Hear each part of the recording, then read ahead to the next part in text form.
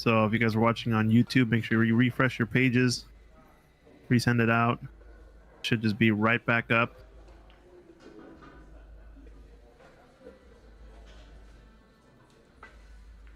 And let's check on our second side action. We're coming to our time limit over on the match. So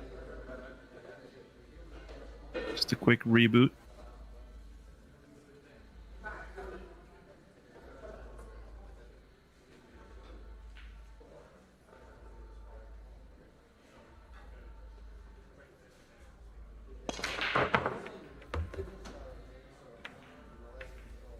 So a decent break. 6 ball goes down, 1 ball goes down, and look at the 3. 2 is also down, I think, in one of the pockets. Check really quick over here, though. Yeah, still up, tied up 4-4. Scott Bernard on 8 ball. Chance to go ahead by 1. Oh, he's gonna come short on this 10, is he? No, he's good. Yeah, I think he's a favorite to make that, so we'll go skip back and forth.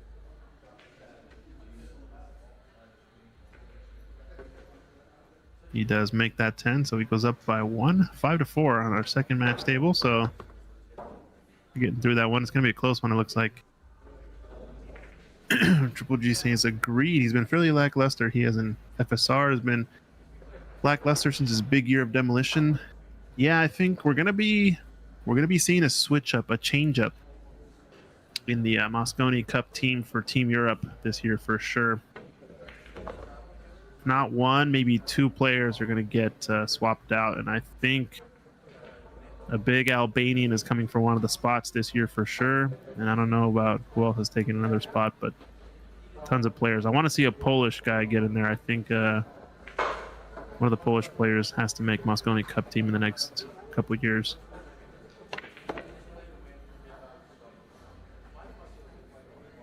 They've been bringing the heat for sure. Oh, sorry. Should be 2-1 on the score. Yeah, I'm liking Kachi from Mosconi Cup for sure. If you guys are joining us on YouTube, just got to do a quick refresh over on that page. I'm sorry about that, but just a refresh in your browser should have fixed it.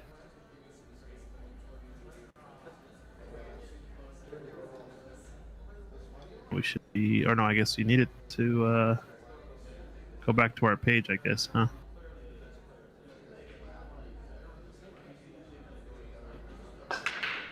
Yeah, the only problem on YouTube is it stops recording after the 12-hour mark, so we have to do a quick reboot, but send that out to folks who were watching.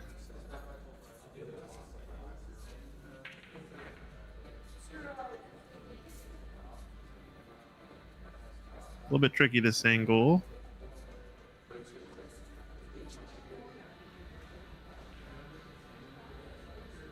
He's just covered enough on that not quite to easily bend it, so he's coming around this 9 ball with some swerve. Con the 7 just in case, really. Just wants to kick it up table. Oh, it has a chance. Oh, wow, he almost made that ball. He called it too. Yikes. Puts his hand up there. Unlucky not to make that ball with that good of an effort. Wow. Triple G asking, when is your next trip back? I'm going to be visiting in, let's see, a couple weeks from now? The 15th to the 25th or something like that. I'm going to be here for Sean Murphy coming to Seattle, doing an exhibition. And I'll be here that week, well, for the Seattle Open. Seattle Snooker Open coming up in the middle of June, end of June. So if you guys are into snooker, definitely sign up for that.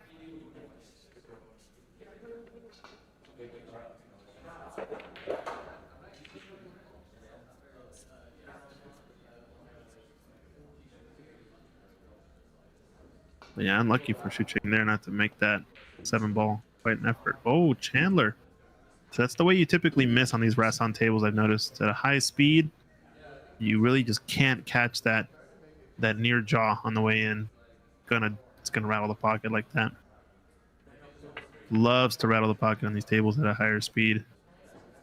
That ball goes down if he just rolls it, even if he hits exactly where he did. Pretty interesting how those pockets play. I like it though. It forces you to make that trade-off behind speed and accuracy. Sometimes have to sacrifice our accuracy to go for a little bit higher speed to get the position, so should have to work that much harder for it. That's why you see a lot of players kind of rolling balls in, nice pocket speed. It looks a little bit dissatisfied with this angle, but I don't mind it too much because the 10 still goes up into the left corner pocket. Obviously, you want to be nice on it into the side, but it really just has to follow this 9-ball in. You can just choose to make it with a bit more topspin and go off one cushion, off the left rail to get to the middle of the table. He might be straight enough to even draw it. I don't mind that either.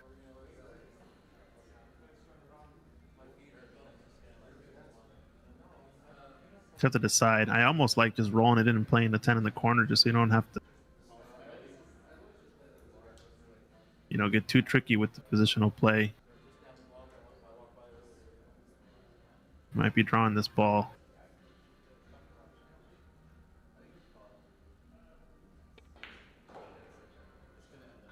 Yeah, good shot. Kind of stunned it a bit with some left-hand side to get it to sort of check or reverse. And what could have been 3-1. Chandler lets Shu Cheng get away with that mistake. I guess not really a mistake. Decent kick attempt that left the 7 in the pocket. Shu Cheng takes a mistake from Chandler, making it 2-2. What do we got? Second match table. 5-4. Scott is up and Eddie misses the 8-ball.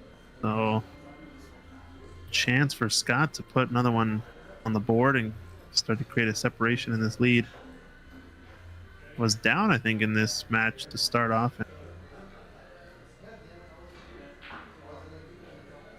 Bringing it back, it looks like.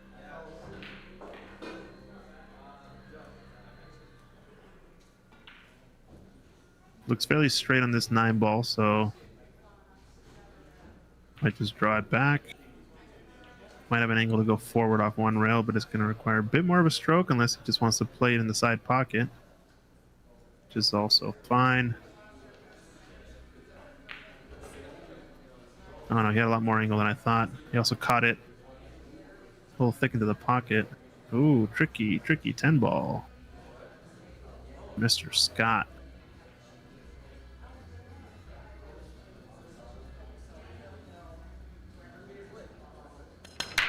Check out this break real quick.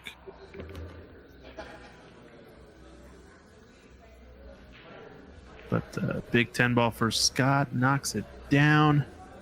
Goes up 6-4 against Eddie Mataya.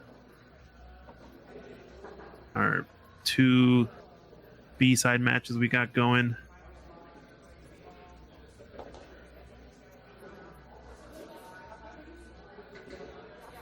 Looks like the challenge bracket is not quite up to date, but losers round 4 is what we're on right now.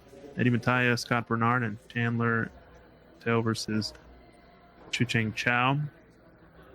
Ken Brown and Woody Nielsen await in the B-side round 5. We might have our hot seat match coming up. I don't know if they're going to put on table 1 quite yet. Might be coming up after this. We'll see. But yeah, just back-to-back action.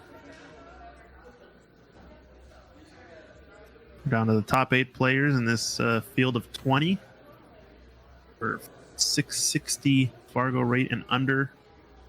$500 entry.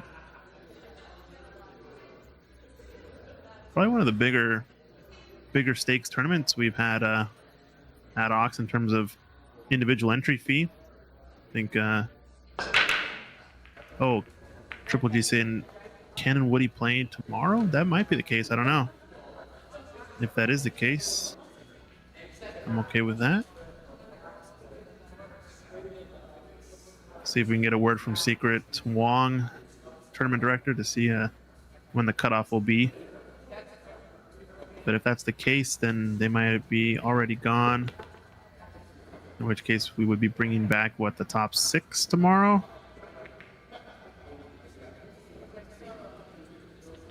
And I guess top 6 would be folks in the payout. Yeah, okay. Yeah, let's see if we can find out from Secret Wong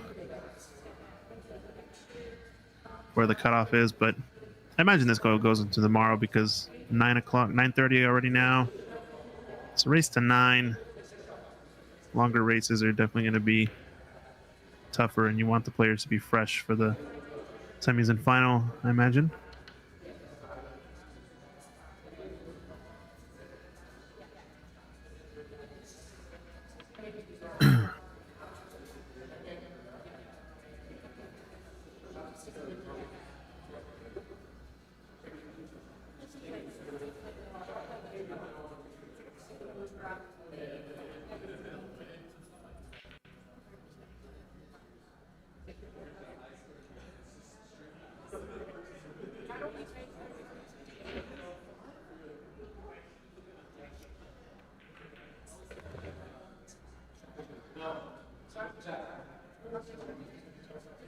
So gnarly 10s that I doubt Chucheng is going to be coming down for this 4-10 combination.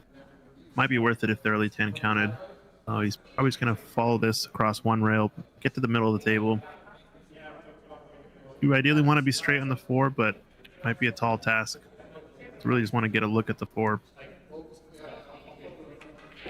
Yeah, did good to at least get there. Don't mind this too much. Still cuts. He's going to be running into this 10 ball pretty half ball-ish, I think. Camera angle's hard to tell. Maybe he goes full into it with a stun. If he draws it, he might be able to stay above. I always like getting up on the 4 and kind of looking at the angle, the natural angle into the cannon into the 10.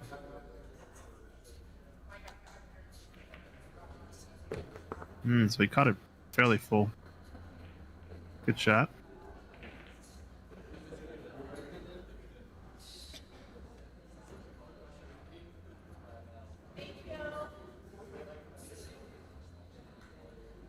And if I'm anywhere middle of the table, I'm definitely shooting this with a ton of left-hand side to swing around the 8. Maybe 2 rails to get on the 6 to the same pocket. Looks like he's doing the same thing. Problem is with this distance, you're gonna have to take into account a bit more of the swerve.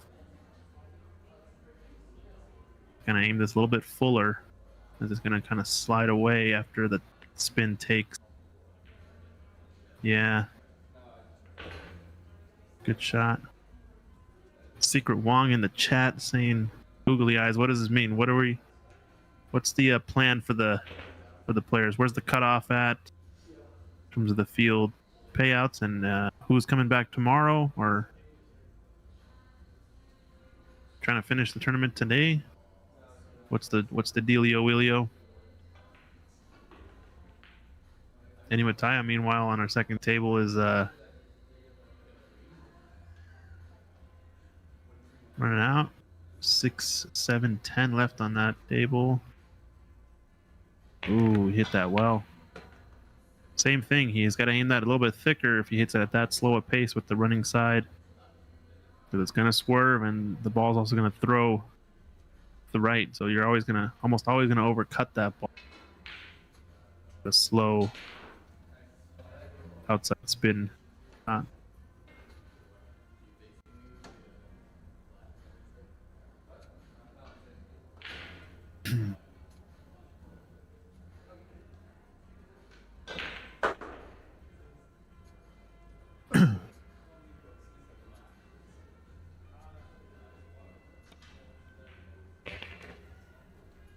Watch out, 10 ball. Doesn't want the cannon, but he's got away with it. He's okay.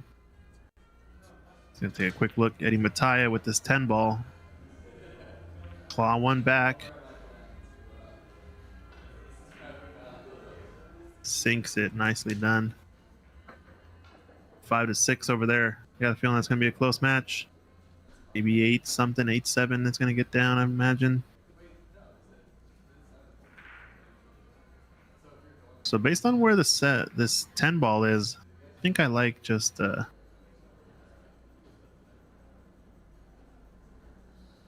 I like just rolling this in. Take the thin cut on the 10.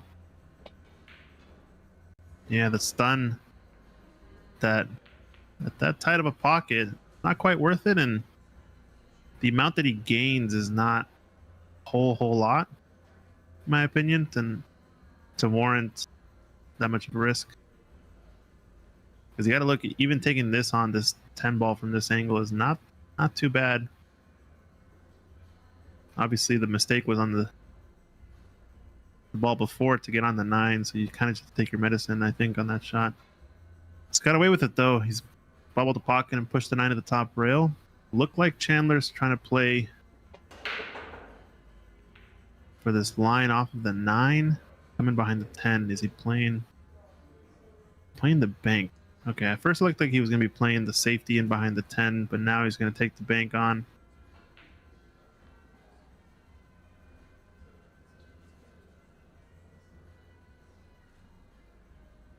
There is a shot that I saw. If your table's fast enough to go two rail bank this 9 into the left side pocket and play the cue ball 3 rails around. I've seen that shot as well. Oh, what is this? What has he done here? I'm a bit confused because he called the 9 into the bottom right corner, and then it seemed like he changed his mind last second. Is, in my opinion, always asking for disaster. Disaster might have just struck. I think he might have just been trying to push the 9 towards the left side rail to leave it containing safety, but felt a little bit of a sudden change in decision and a sudden switch without kind of going through the full routine with that shot in mind. So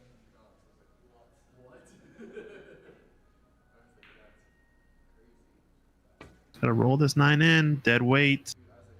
Wow, nice shot from Shucheng. So that's been the theme so far.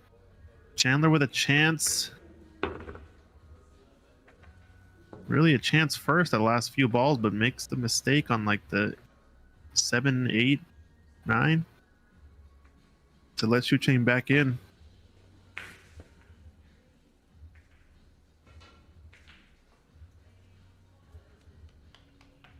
Two to 3 looks like in this one.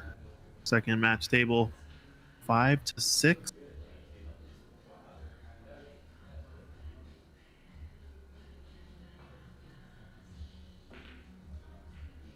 Eddie Mattia came up with a good 2-rail kick there. Oh, this is cutting in, isn't it? He's cutting it in. Holy, that didn't drop. Yikes.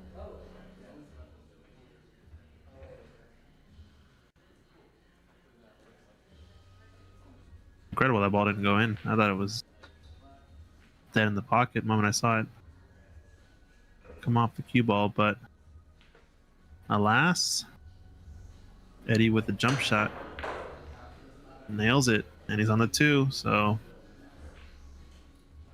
some wild stuff happening on our second table. Wow. Second kick shot we've seen too in these 2 matches where kind of feel like it should have gone in. The kicker did a heck of an effort to get that close to the pocket, but doesn't drop. Oh no, and Eddie goes straight to the drink off of that 2 ball. He thought he was going to hit the 8. Wow, drama. I wonder if I can do a side-by-side or something again. Let's see.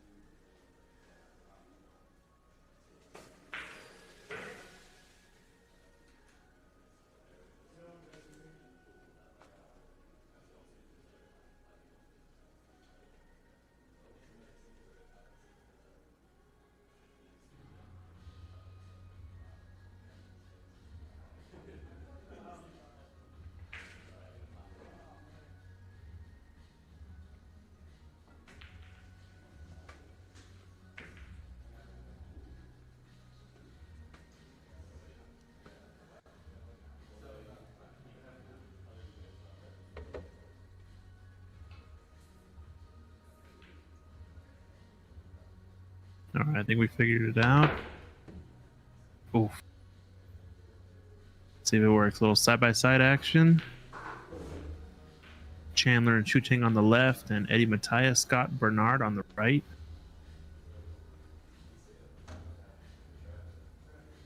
It's like Eddie coming around this 10 ball. Might have to swerve a little bit. Oh no, he caught it rail first nicely. Side pocket, side pocket. It's good.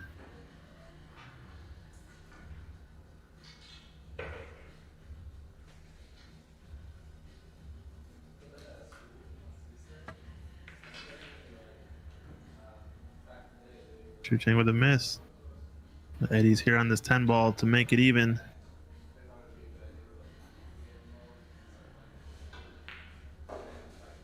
Knocks it down. 6-6 in that one. Back to even. All right, we'll go back and forth then with the little side-by-side action and checking in on one or the other. Double bank this one. Don't think he called it, so Chucheng's gonna have player option here, and he's definitely gonna take this on dead straight on this 5 into the lower right corner. Don't want to do too much with the cue ball because the closer you get to the 6, the steeper that angle gets, and less control you're gonna have. He likes rolling up past the side. I think I almost like holding. Actually, yeah, a little bit farther is better. That way you can just get a rolling cue ball and go 2 rails around the 8-9. Didn't quite go as far as he pointed with his cue, but it should still be okay. I just have to roll this with some right-hand spin in that case. I think I like playing 2 rails and get the cue ball above the side pockets, past the 7 just a little bit.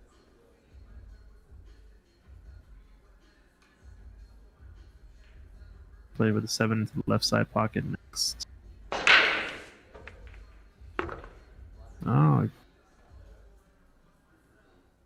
didn't hit enough right-hand side from what I thought he would do.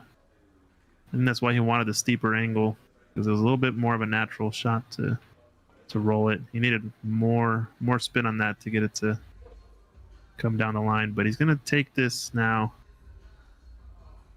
up into the top left corner, I believe.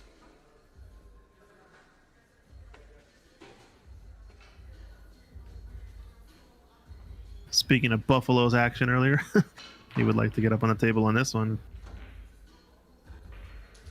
Well struck. Nice shot. And side-by-side action once again. 6-6 on the right-hand side of your screen. That's table 2. And on the left, table 1. These are both B-side matches. Players waiting for both. Ken Brown's going to be playing the winner of Eddie and Scott. And Woody Nielsen's going to be playing the winner of Chandler and Chucheng.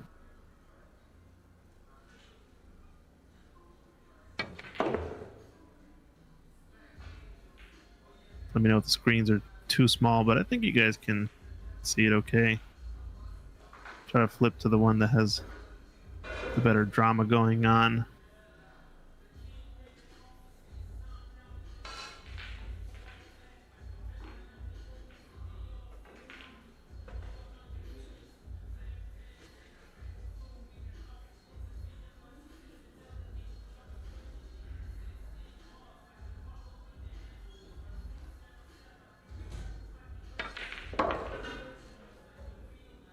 Ooh, did he reverse it enough? Fun shot coming up for Chucheng here. Nasty back cut on this 10 ball. Gonna send the cue ball zipping around the table. I think he's got to just focus on the line. I like shooting this with a little bit of right running side, just to make sure you don't scratch up into the top right corner pocket. The top spin, you definitely avoid the scratch into the lower left. He's just double checking right now.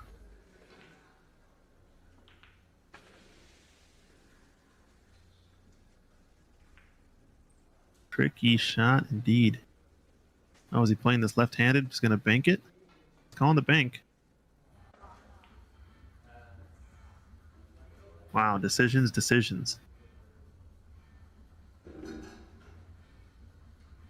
Looks like it's close to the point. Or sorry, to the spot. Based on where he's putting his hand. Which tells me the scratch maybe is a lot more on than it seems from our camera angle. I feel like you can avoid it with just a top spin ball. And as long as you hit close to the point on this lower left corner, you really shouldn't be scratching in the top right corner. I don't.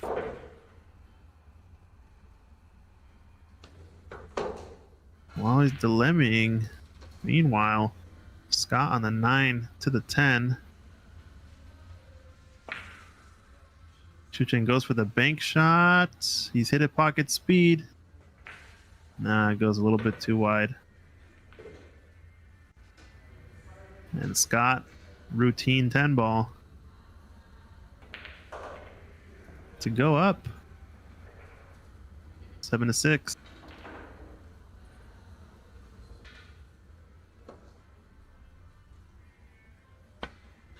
I got a feeling that match is going to go 8-7 at least. So now Shucheng with the mistake on the last couple of balls to leave Chandler an opening.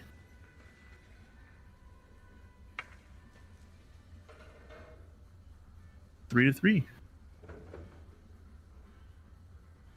And Triple G asking about what I'm coming back for when the next trip is. We're going to have the Seattle Snooker Open coming up in, I believe, 22nd through 24th of June.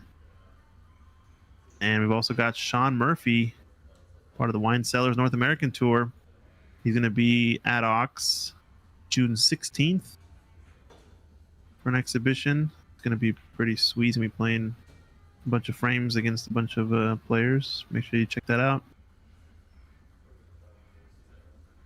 Should be an awesome event. We've had other world expert champions in the past as well. We had Ricky Walden visit. We had we've had Judd Trump, Ricky Walden, Luca Brissell. But Ricky's been here twice.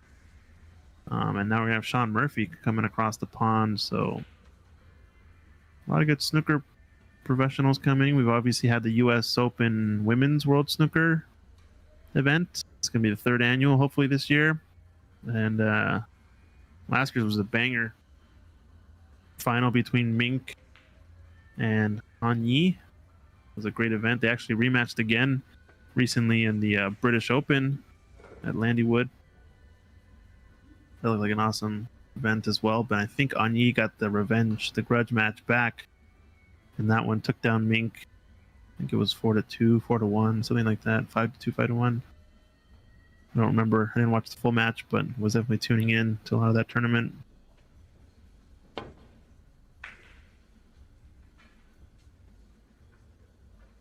And yeah, we're trying to grow our YouTube channel as well, so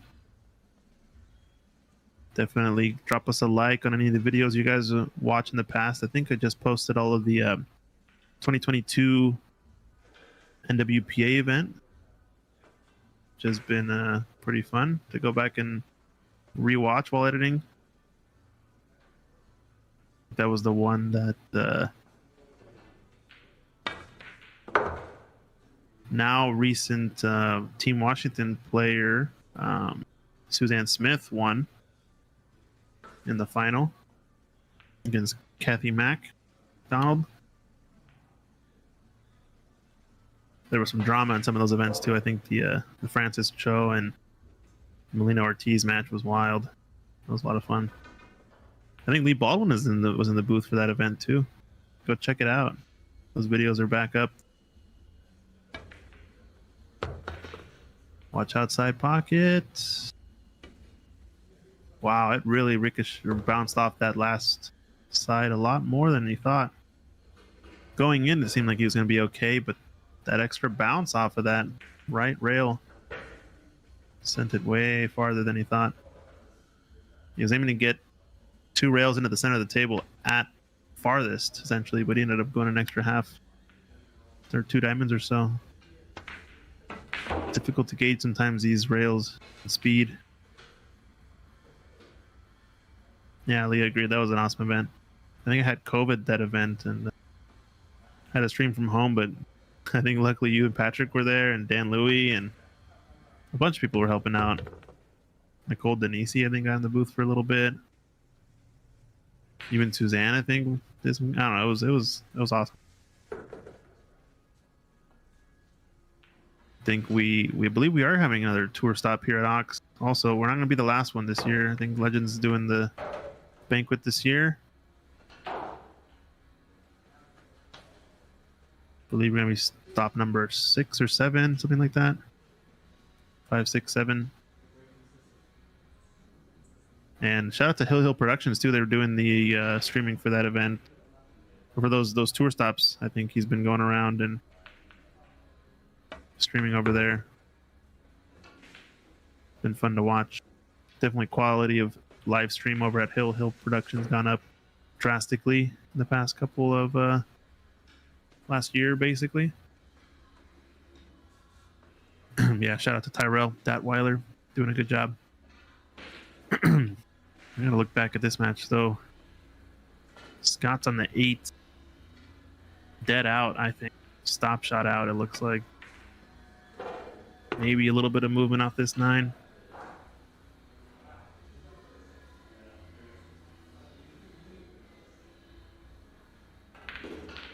Gonna be sending this around the table. Watch outside pocket. He's okay.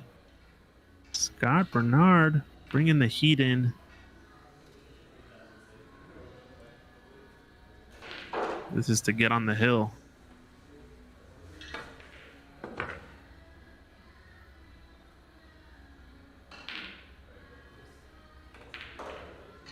Gets on the hill against Eddie Mataya. Got a hill to climb, but I think, like I said, 8-7 is in our future. Seems like if Eddie can claw one back, he's in a must-win situation.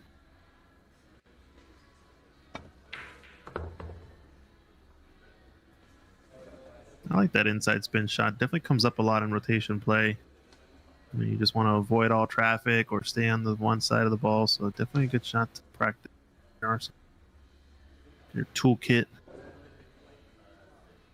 Should just be a simple top spin shot, maybe a flick of right if you want.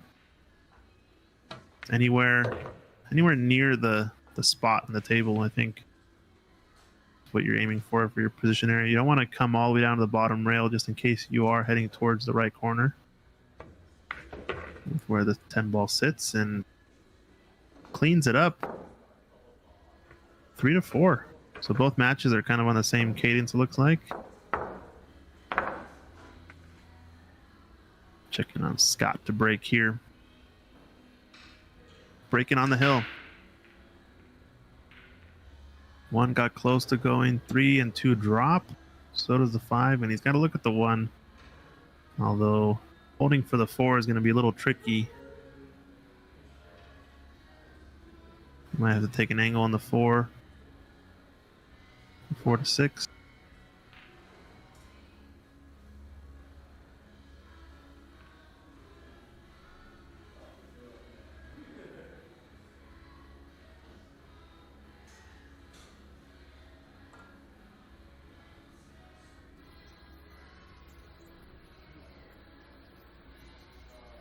Yeah, tricky spot.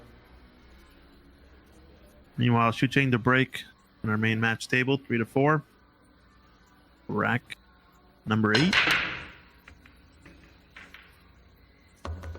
Appreciate the players using the brake pads to keep the tablecloth at Ox going strong.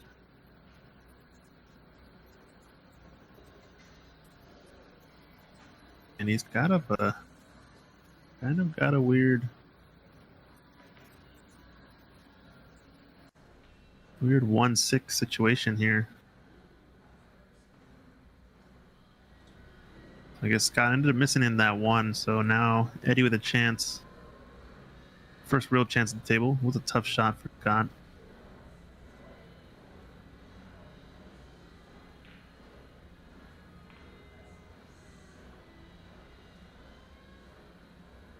Is Shuchin kicking at this one ball? I don't know if I like that. It is a big pocket, but oh, he's got away with it. Didn't sell out anything. Got a rail after contact as well. Eddie in a must-win situation. He's got to get out here, you would think. Kind of got a weird angle on the 6. Might be able to use the top rail. Stun it out. Yeah, good shot.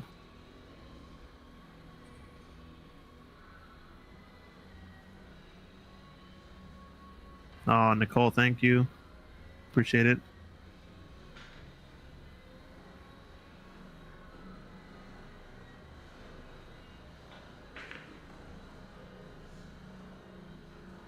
Good shot. Doesn't want to get tabletop, though. Uh-oh. SpaghettiOs.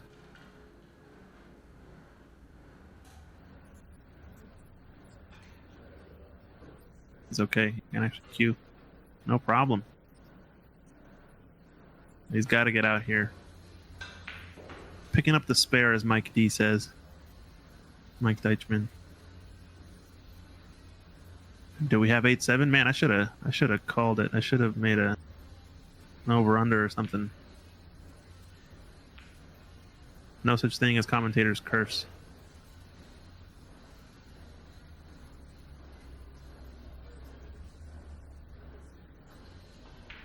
We're going to 7-8, ladies and gentlemen, with Eddie Mattia to break in the next one. Looks like Chandler back from a quick break, and now playing the safety. 2 rails.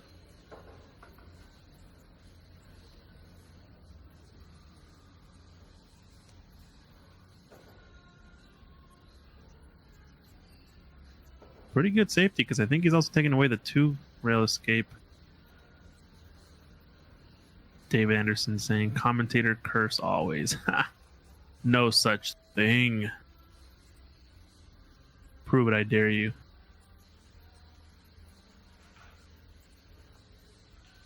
Don't believe in the commentator fairy. So he's calling the 1 into the lower left corner. Might only have the 1 rail around the 8 ball. Bend it with a little bit of right hand side. Tough shot. Really good safety because of where the 3 landed. Take away that 2 cushion escape. So rewarded with the ball in hand is Chandler. And looks like a dry break from Eddie Mattia on the right side. Right table, you can see. So Scott Bernard has a look at the table, and I think he can see the 1 audible. And he's on the hill, so this is a chance to win the match for him. Not an easy table, though.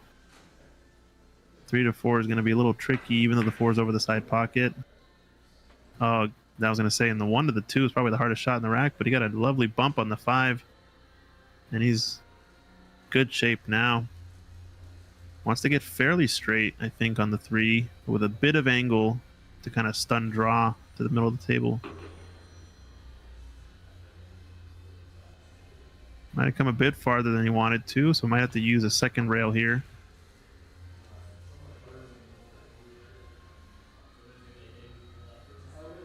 Let's draw this back again.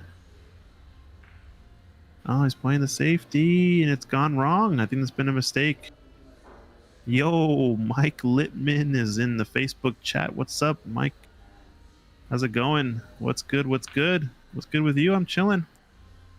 Got back from a late-ish concert and just come and do some remote commentary real quick on this 660 and under. It's been a long day for the players, though. They've been playing for a while. Lots of races to 9. Big money up for display, too. I think they're $500 entry. 3 or 4K cash prize for first is what I heard. I think it's been like close to 4K. Pretty good. How's the planning for Northwest Cup coming along?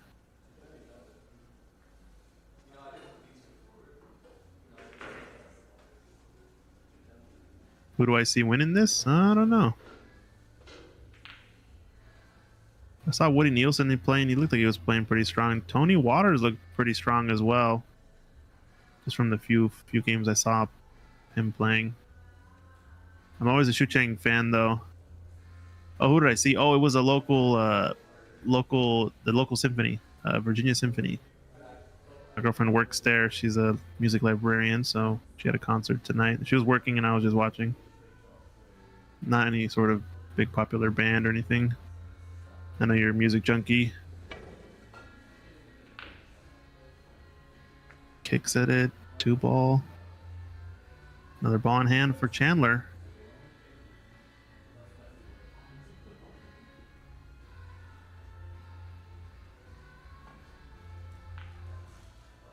Yeah, Nicole, it's pretty cool. She gets, I mean, the Virginia Symphony gets to travel a lot. Not bad. All right, Littman says Northwest Cup. He has a date and a place. Perfect. I'm liking it.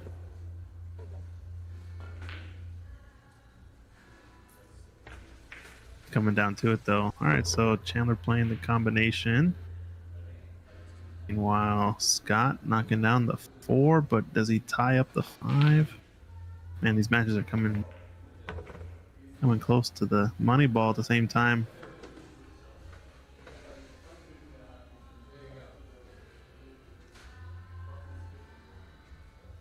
Yeah, Washington won the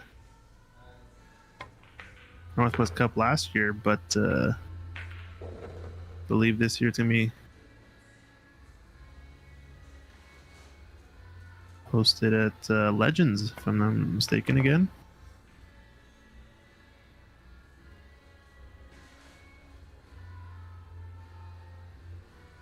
Chandler making quick work. Just got to get on the 8-ball, really. 10 is a hanger. And he's looking pretty good there. So this 8-ball, make a cakewalk. 10-ball and tie it up.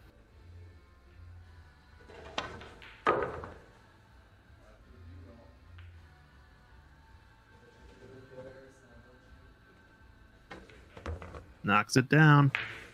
4-4, ties it up. I'm going to check on our second table real quick. This is Scott Bernard on the hill. The other B-side match. He's got a nice angle on the 8 to come across for the 9. Could close it out here. You got to get out here. You got to get out here. Scott, no. What has he done?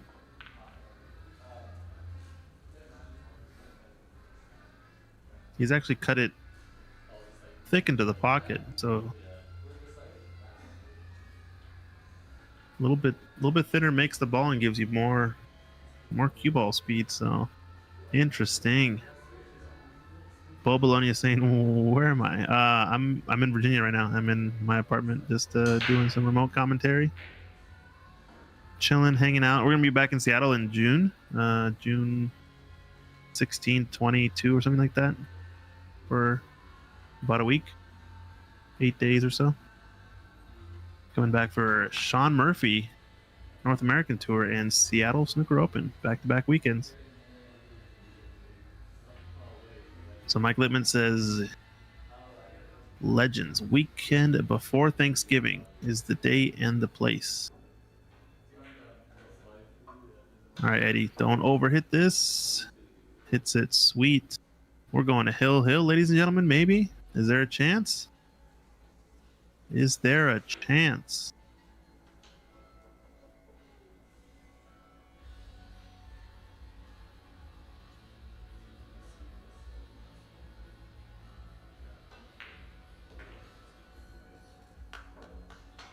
Knocks that 10 ball in clean. Hill, let's go. We always like Hill.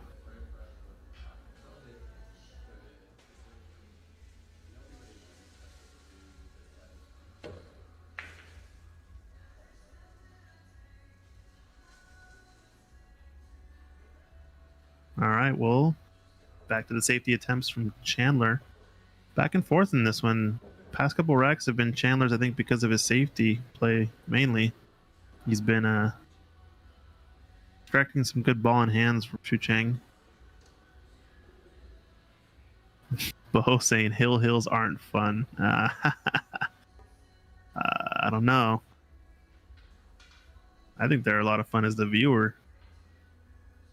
You and Chandler went hill. Yikes. Oh, that was your first round match, I see. Just looking at the bracket and some other matches. Mike Littman asking, how did Mike D do? It's like Mike Deichmann had a bye in the first round, played in the second round and lost to Woody Nielsen 9-4. And then ended up losing to Bo Bologna 6-9.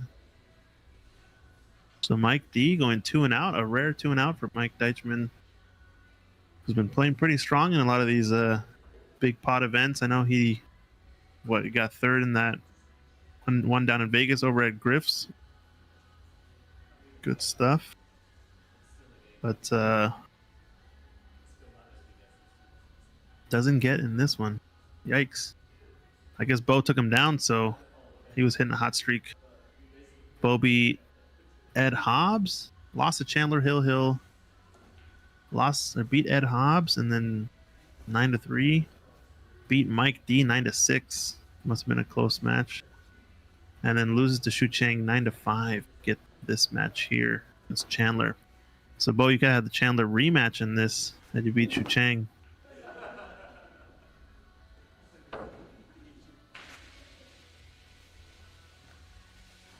But alas.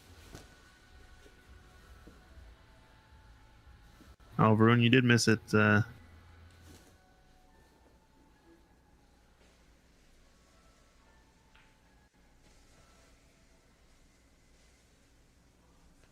a good, tough spot here for Xu Chang.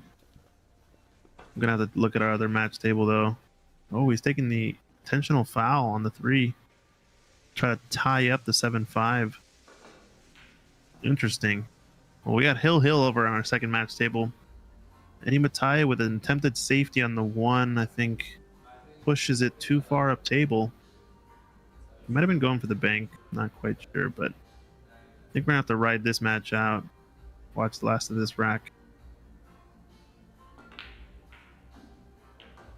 Oh, he stroked that ball. He came out on the other side of the side pocket. Wow, I thought he was gonna chop it in and kind of stun across the table, but he put a big stroke on that ball. Deceiving how much spin there was there. It's 8-9 tied up though.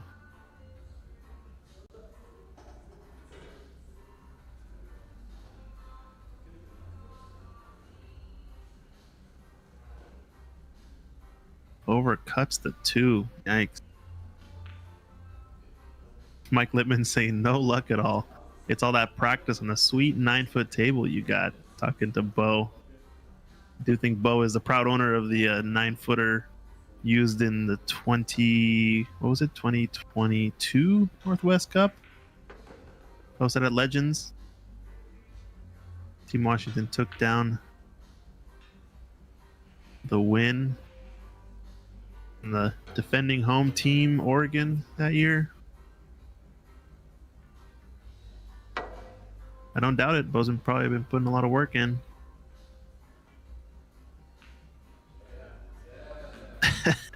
Secret saying he's getting dizzy from the split screen. Hey, they both got action. We got to focus though. We got to focus on this one. Eddie Mattia has a chance to clear it up. Hill.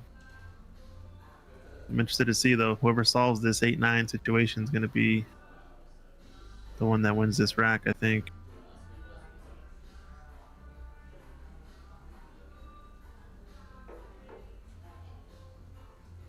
Yowza.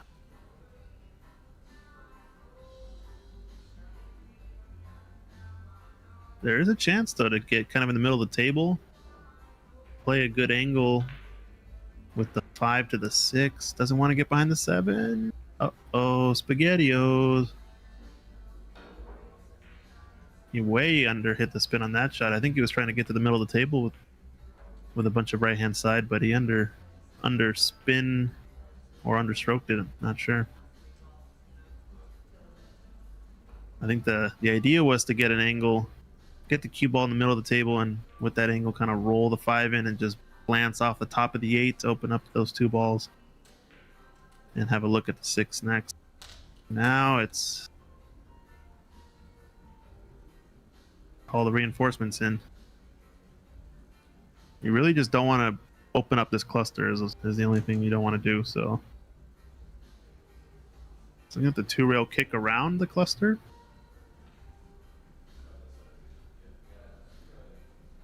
It's going to try to kick in behind it, maybe 3 rails in behind the 5 and try to kick it into the side pocket past the 6. A little bit of a risk here of maybe touching the 8-9, but you're kind of going away from it for the most part.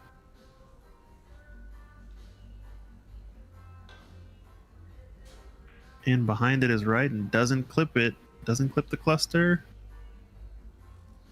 I think he's got away with it. Good recovery there from Eddie. Smart shot to try to take it on with that 3rd rail. Because then you kind of open up a bit more of an offensive chance. Shu Cheng and Chandler back and forth. Another safety from Chandler, or at least another kick from Shu Cheng. I think that's been strategy here, is to slow him down with the kick shots.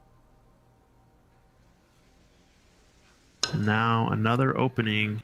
Oh wow, he almost kicked it in. Another opening for both players, but Eddie in the Hill match doesn't have a ton of angle. Might just have to play angle on the 6 ball to try to stun into the cluster. Don't know if it's worth it at this point though. Might just want to run down to the 8, play a safety on it. And if we can thin off the right edge of the 8 or the bottom edge from our screen, play in 2 rails behind the 10 maybe. If he gets really thin on that angle. He's looking at down there maybe. I don't mind trying to run into those balls now, but you got to do it with a lot of speed. That way your cue ball gets dislodged from whatever sort of cluster it might build. You might be coming 1 rail at it underneath 10 or behind the 10. Little right hand spin. Tough. Didn't quite get enough right hand side.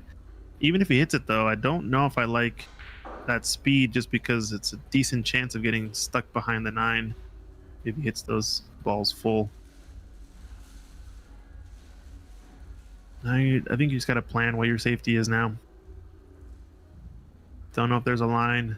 Looking at going 2 rails at the 8-9 cluster with running right hand side, top right hand side spin, 2 rails at the 8. Don't think the corner pocket's in play into the lower rights. Hit it with a good stroke. Nah, he's just playing. Probably better actually to play safe with the 7 and the 8. It's a smart shot. You don't want to dislodge the 8 with a safety and then, you know, mess up the position and leave a look at the 8. Instead, play the safety on the 7, and then hopefully with ball in hand, if you can extract ball in hand, get a good look at opening up the cluster.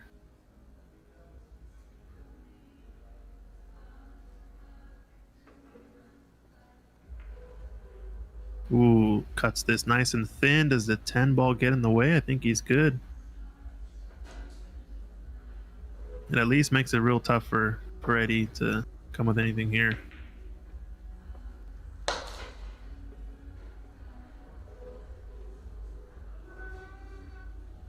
Safety's on both tables. I think Chandler's going to be going for his, though. Slice this 8 ball in, and you imagine he has to be on something if he doesn't scratch.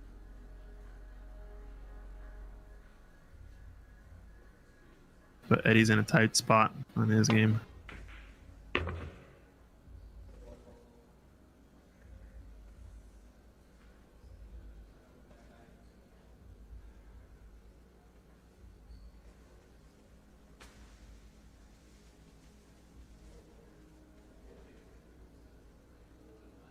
We got action. We got action. Gonna go rail first, Eddie. Oh no, Chandler overruns his position. Oh, he can see the 7. But where's the cue ball gonna go? Where's the cue ball gonna go? Oh no.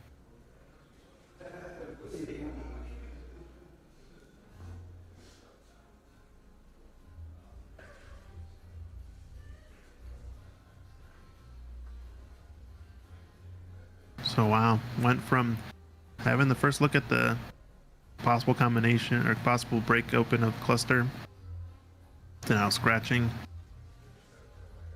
Chandler overruns his position and now playing a containing safety. I think Shu Cheng has to go for this. You got to shoot this with the high left ball. Send the cue ball around the rails back to where it is. And if you overbank the 10, 10 should get close to coming back down to the bottom rail. Scott's going to be going at this cluster then. Right hand table. 2 cushions. Watch outside pocket. Misses the cluster altogether. Drama. Drama. Chu Chang nails the bank shot there. Wow, what a shot. Pressure on. Takes the lead 5-4, and now we're in this one. Hill, Eddie Mattia, Scott Bernard. Scott playing another safety attempt. That's been his struggle all match long, I think. Past couple racks, he's had a chance at the table. Maybe gets a little bit weird in his position, and then plays a safety that just sells out the rack, unfortunately. This one not a hanger, though. So if anything, he's left a tough shot. But he'll tell you first that's not a look he wants to be leaving his opponent, Hill. Where the 9 sits, it really goes in any pocket. So I think I'm not too worried about the cue ball in terms of position. Just want to get the cue ball to the right of the 9, maybe. Put all your effort on making this 8 ball. You're gonna have a look at the 9.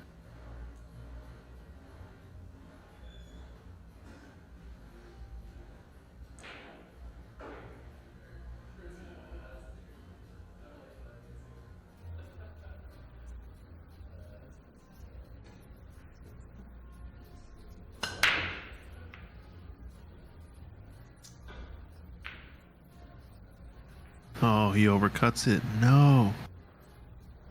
No way.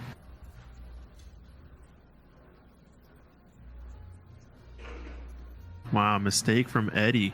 Massive. Bumps the 9 to the bottom rail too, which makes it much easier for playing position. And to get on the 10 as well. Scott with the chance now. He's got to close escrow.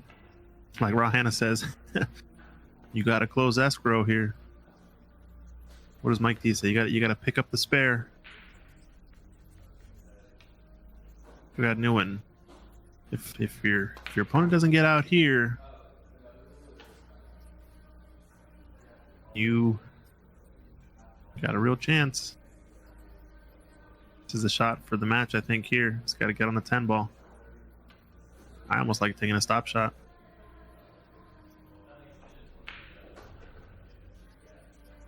Decided to roll it to get a little closer, but now he's in between. Taking side pocket here.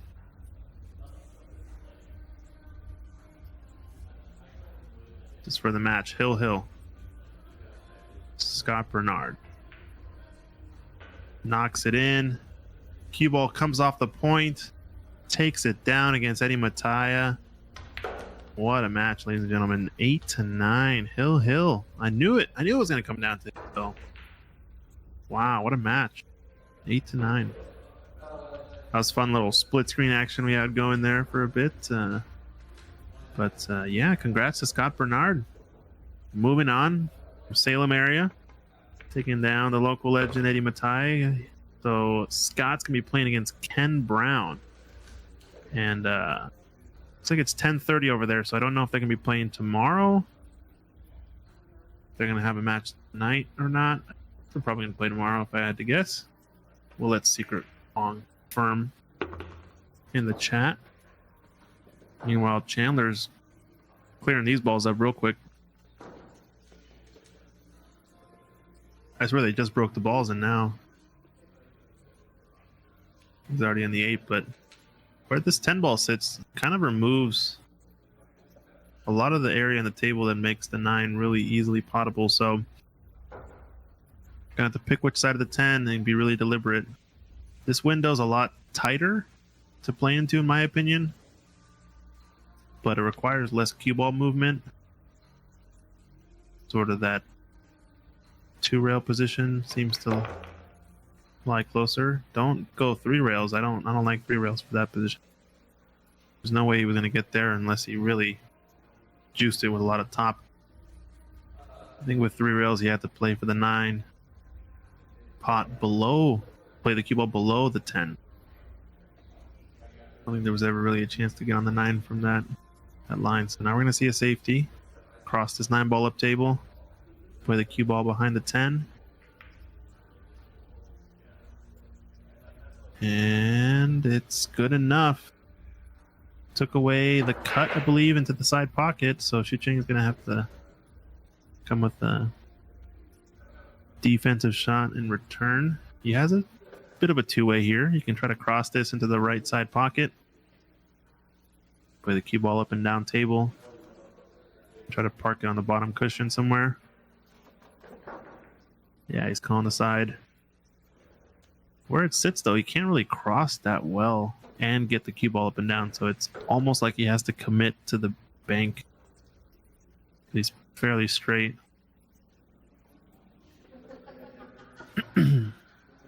He's almost at the point where on these rails he can almost shorten, kind of draw it back and shorten, stiff the bank, and not cross it. Kind of tricky. He's a little bit in between, I feel.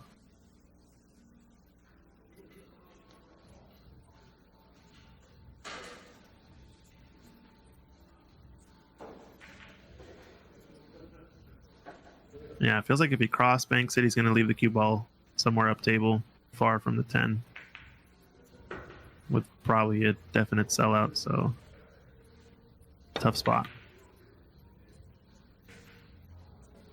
Yeah, the only way he gets the 9, double bank it.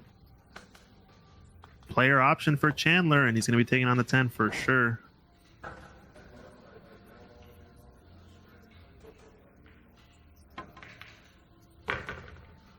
Takes it down 5-5. We're going to get another hill in this B-side match. Fargos are close. Has a chance.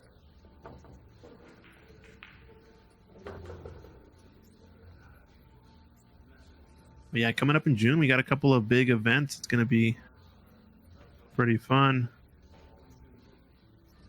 Sean Murphy, the Wine Cellars North American Tour. It's going to be coming to a few clubs in Canada, Calgary and Richmond. He's going to be coming to Seattle, then down to LA area, San Gabriel and Embassy. Check him out here at Ox Billiards June 16th for the exhibition here. It's going to be fun. You can buy tickets on oxbilliards.com. And then the Seattle Snooker Open is going to be the following weekend. A lot of action coming up. We're going to have some good live streams coming up.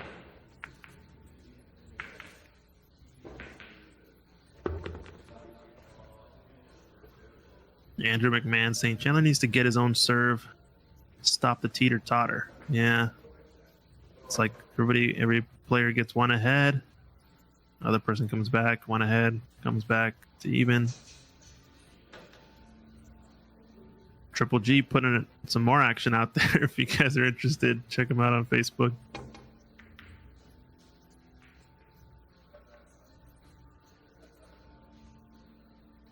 I think Chandler's been relying on some good safeties, though, to get the opening. So I think that's the game he's going to have to play against Shucheng. If he can get those ball in hands and get the run started, it should be good.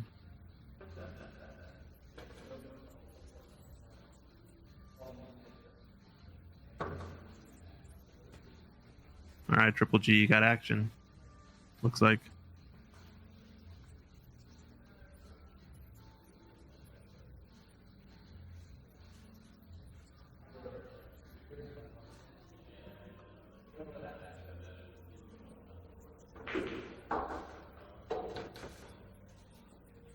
Can maybe see a small edge of this one, but I don't think it cuts. Close though. No, he couldn't see it then. Okay, he can hit it. Shoot the kiss off the 6 last second. Bumps it far and away.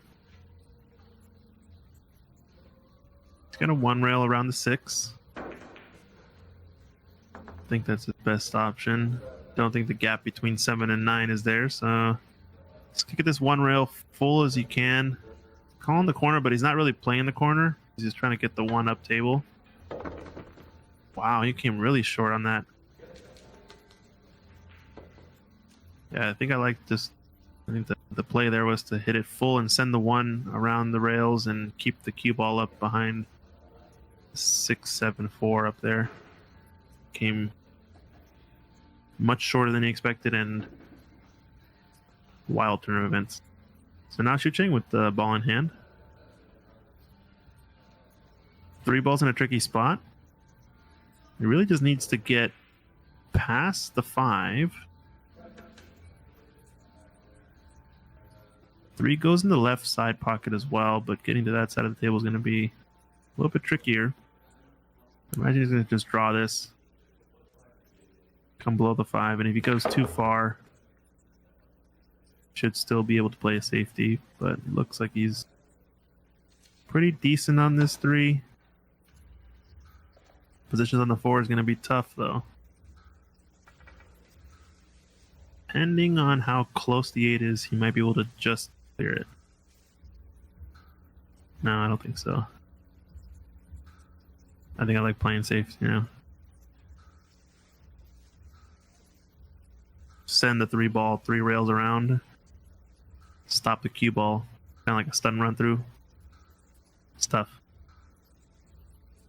Calling the cross bank.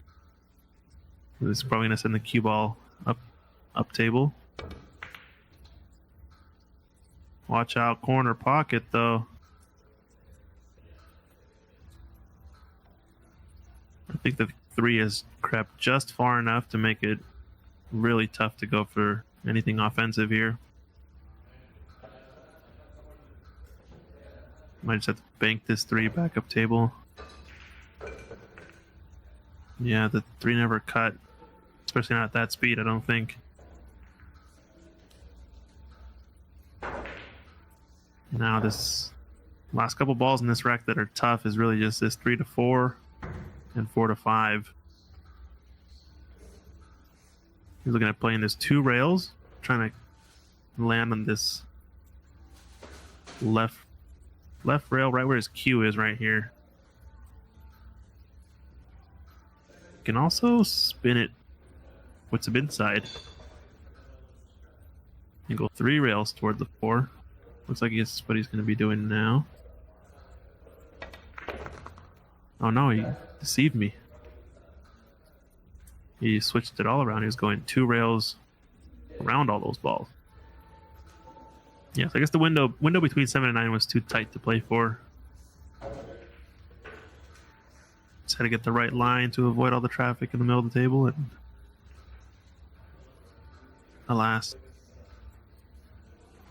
bump the 5. 2 rail kick at this 4. Wants to hit it pretty full, call the side pocket, and really just send the 4 1 rail down to the bottom end of the table. 6, 7 are pretty nice blockers for the cue ball. If he catches it fairly full.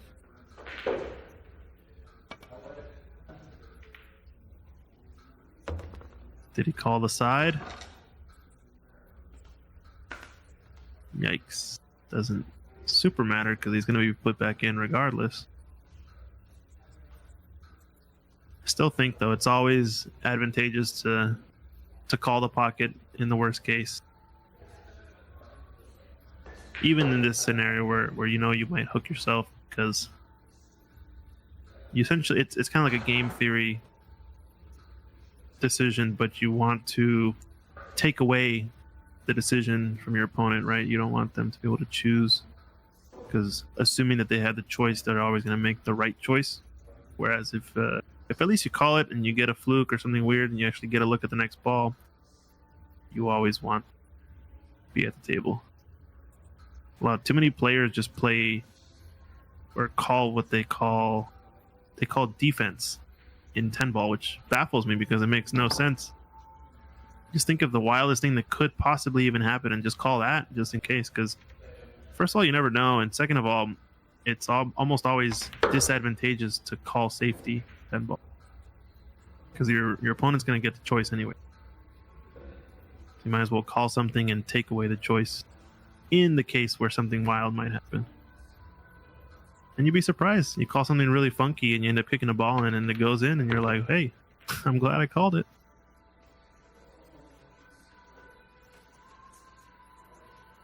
He's nice on that 7 ball. Just rolled into position.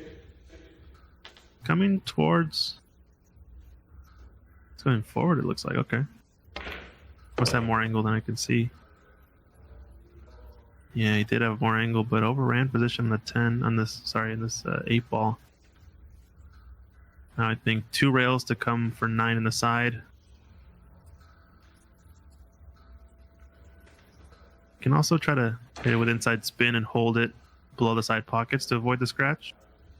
But I think I just like trying to go with the more natural rolling ball and shooting this with left side spin.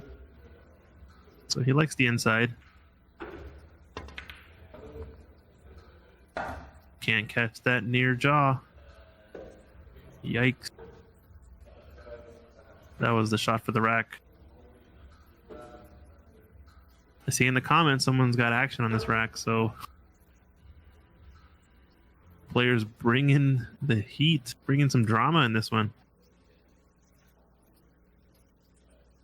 Little do they know how much is up for grabs in this last 3 balls. Top shot out now for Shu Chang. Got to hold his nerve to go up by 1.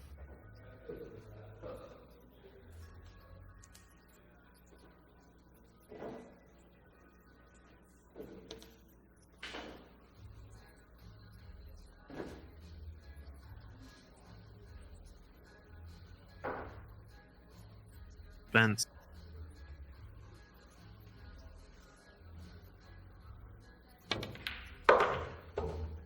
He's on the 10.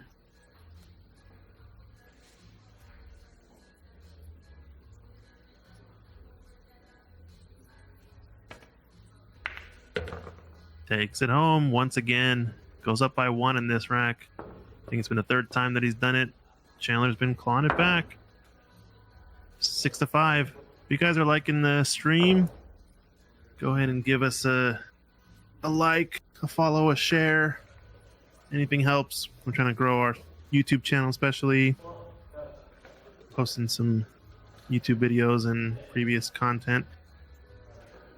And come check us out in person too if you're in the area. We got some good events coming up if you guys like snooker.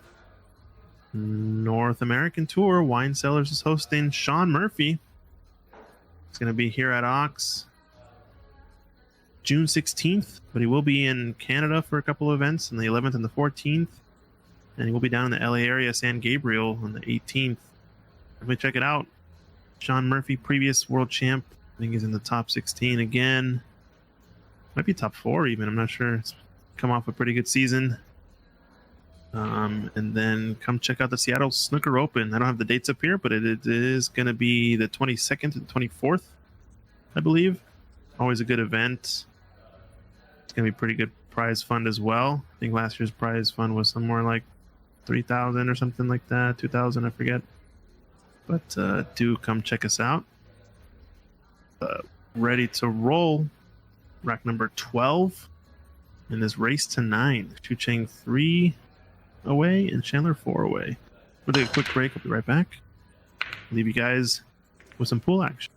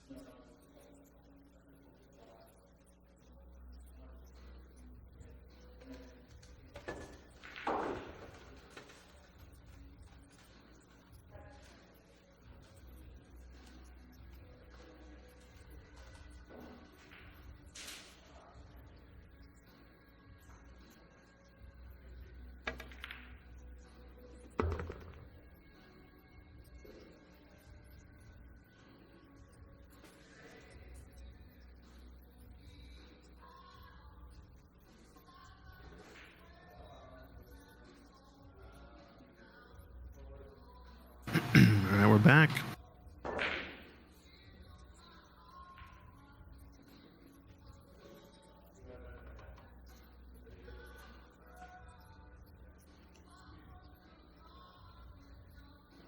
Six-5 action. Almost 11 o'clock there at Ox Billiards. I imagine this will be the last match of the night. I've yet to get confirmation.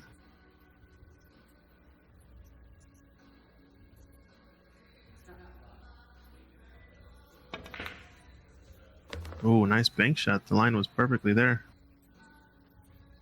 But once again, hooks himself on the next ball. So a few maybe positional mistakes from Xu Cheng. Got away with it in the last rack on a miss from Chandler as Chandler overran position on the 8 ball. It just feels like we're going to see another hill again. I don't know. It just feels like it. Starts to get to this point in the tournament. Starts to get a little bit more fatigued. It's been a long day. I think players have been going since at least 10 a.m. this morning from what I recall.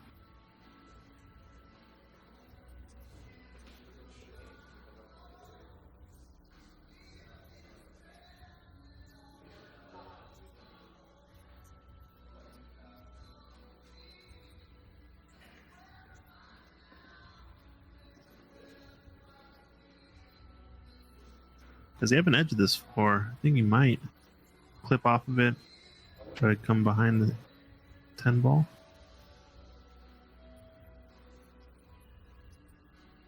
Is there another intentional safety? Oh no, he could see the cutting angle. Oh my goodness, my eyes have deceived me. What's up with these camera angles? I didn't know he could see the full cut. He even overcut it, actually.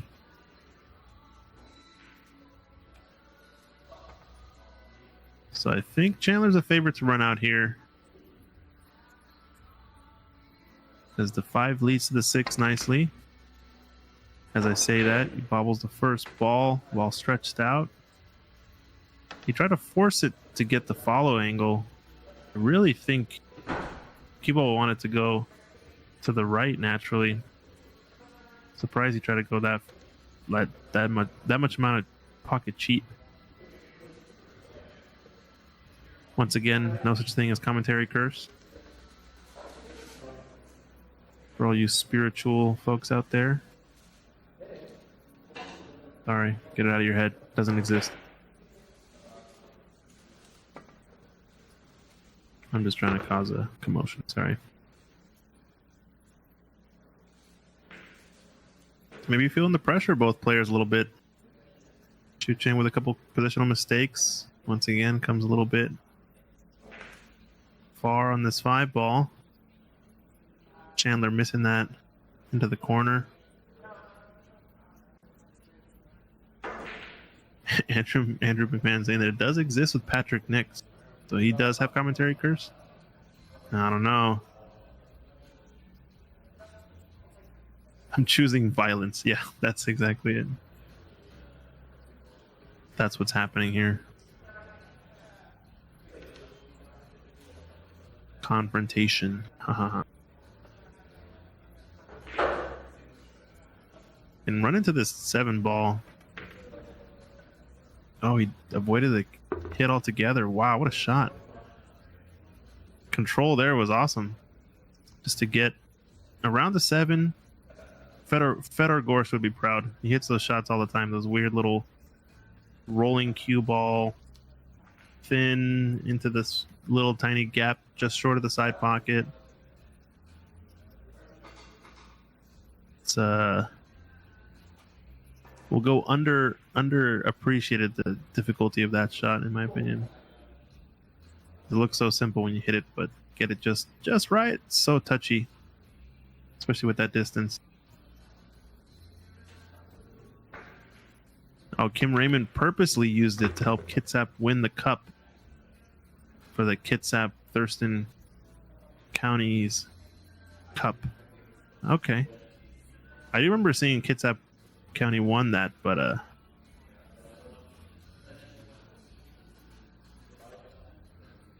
was it Kitsap? Yeah, Kitsap won, right?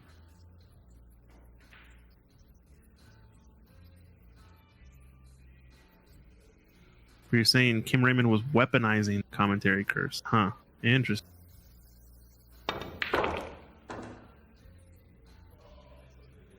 Watch out, 9-ball.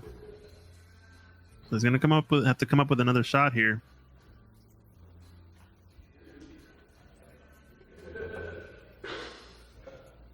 There's a pretty steep angle to go for this cut. Might have to though. I don't know. I think I like playing safety at this point though. Just double bank this 8-ball. Have it settle on the top cushion and try to play the cue ball in behind the 9-10. And really it's about controlling the 8-ball more than anything.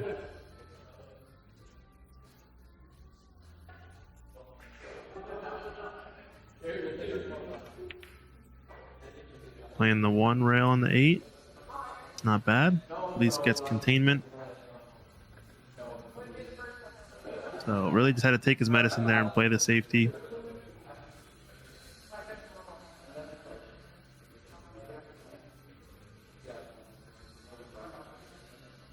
Both players struggling a little bit offensively, I think, but might just be, like I said, fatigue. It's almost 11 o'clock over there. Been a long day of pool. 8-ball needs to run. Another mistake from Chandler on a safety. We saw that one earlier where he was initially calling the bank shot into one corner pocket and then decided last minute to kind of play some sort of safety towards the other corner pocket, which I found quite surprising because playing pretty strong safeties all match long. At least some of the racks that he kind of really dug out were some started with some good ball in hands off of Shu Cheng missed kick shots.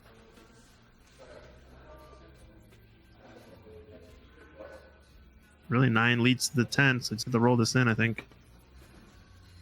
Nothing too fancy. Trusting the table there. Table mechanic sweating a little bit, but knocks it down.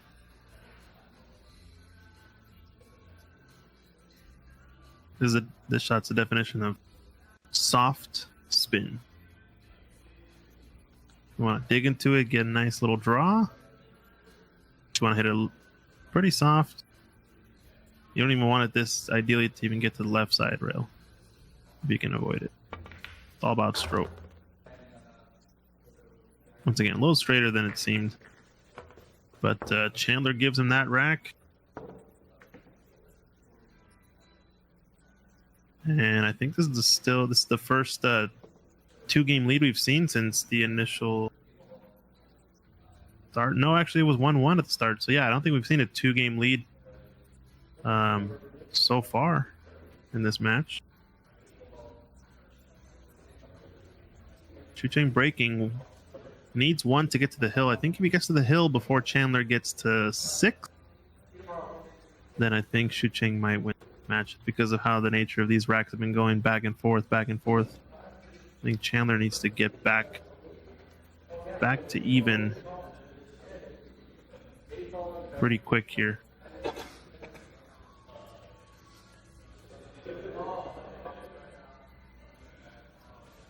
Andrew says make him shoot it. Yeah, I agree. There's a thing that people have talked about, which is that some folks find it a sign of respect to concede the last ball for your opponent. I might do that, but I would say really only against, top pro player in the final or something when it's gimme. And but at our level, at least, in my opinion, I almost find it more of a sign of respect to let your opponent shoot the last ball, because you never know. I mean, some of these routine money balls, we're not pro players. I mean, they might be pretty high level, but definitely can miss some routine shots. What I don't appreciate though is when there's an expectation of conceding the game to someone or a sign of disrespect. When people don't concede a certain shot that was easy. I think when you get into that territory, I kind of I'm not sold on that whole thing. But I'm on the side of you make him shoot it because I think it's more respect to make the player shoot the ball than otherwise. But big mistake here from Shu Chang. Didn't get a cushion on this safety shot, so 7 didn't get to the rail. So big mistake. Wasn't thinking about it, and I think he actually ended up taking that safety for granted. He needed to make sure the 4 or the 7 hit a cushion, but it ended up being a triple combo. Sucked out all the momentum out of those balls. Oh, and Chandler gets down quick and glues himself to the 3 ball. Yeah, so Triple G saying he doesn't care if he's been playing Fedor. Shoot it. Pros miss ball in hand. Yeah, I agree. Make him shoot it. Could be considered to not let them get in rhythm to say you ran 7 balls and they only ran last 2, 3. I can kind of see that where you concede the game so that they don't get in rhythm, right?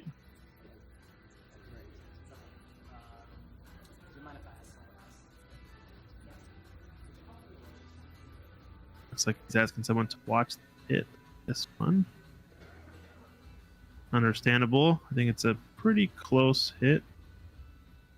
Oh, he's got Dan Louis over there.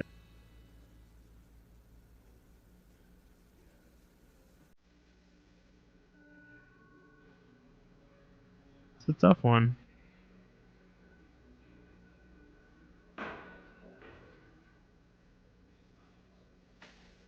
Don't know what was called there. Whatever referee calls is as it goes. Commentary booth is not responsible for any sort of calls, so interesting situation.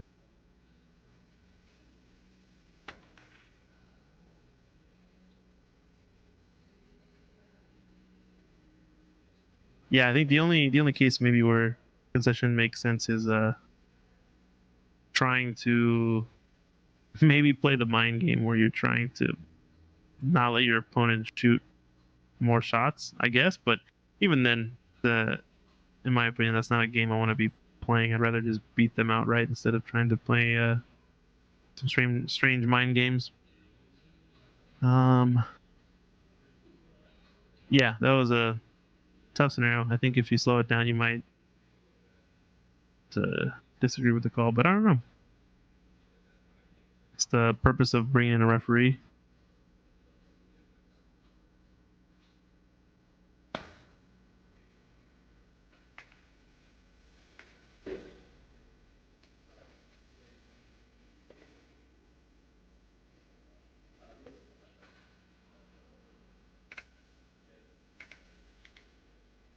But this is also why we record at 60 frames per second. Haha.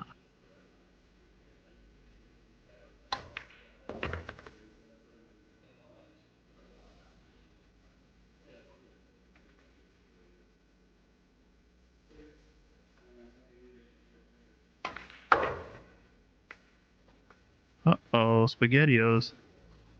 Big mistake.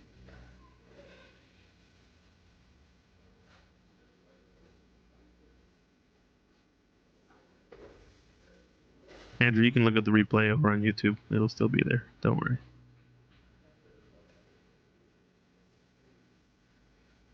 We can learn something, he says. That is a way to cause a big discussion. Is usually post one of those did he foul or not situations and just see the comments blow up. Oh, 60 frames per second. Sorry, 60 frames. Taking shots. All right, so 2-row kick I think is your best bet. On the side pocket. Really try to create separation on this.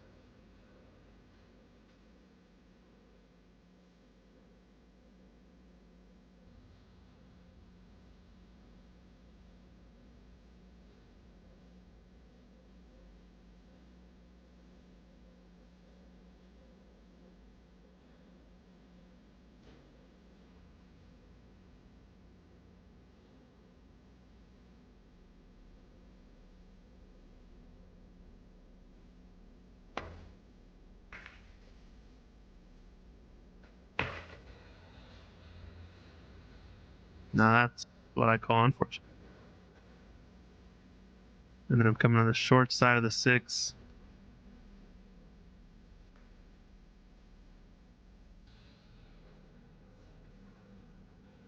Unlucky to come off that face and scratching such a far corner pocket, but did make the mistake.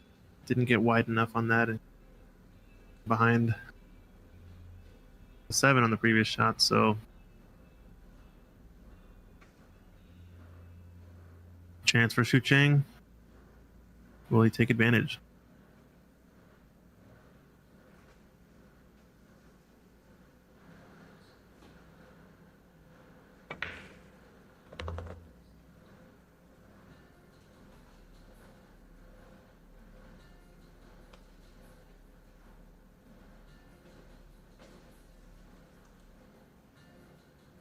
Maybe we'll post a clip later. Was this a foul? Show the video and so.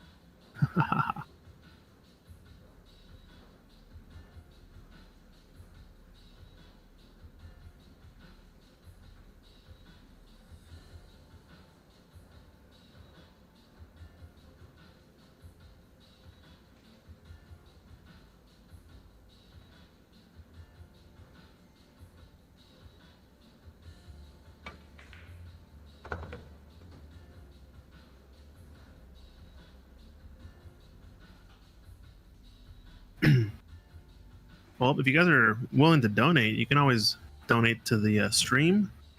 That's always an option. Shameless plug. And if not monetarily, you can always feel free to like and subscribe. It helps us out a ton to get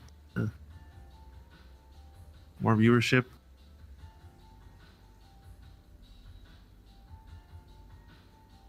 There's a lot of action going on.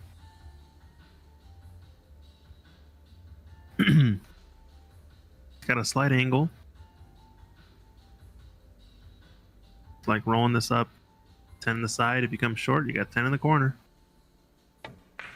Like I said, I think if Xu Cheng gets on the hill before Chandler gets to 6,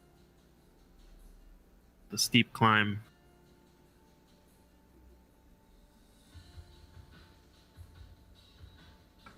Josh Anderson asking, how tight are these pockets? I believe they are 4.5-inch pockets. Standard, I guess league pocket you would call it. I'm not sure. I believe 4.5. The angle of the cut though is something that's very different from what you might see on a diamond table. Brunswick, they kind of have their own pocket cut. Really, they do make a 4-inch, 4 and 7/16. Yeah, maybe. When you hit them at higher speed though, they turn into 4 1/4. So definitely. Oh no, Xu Cheng with the miss. Gonna leave a hanger. That was a big opportunity to get on the hill.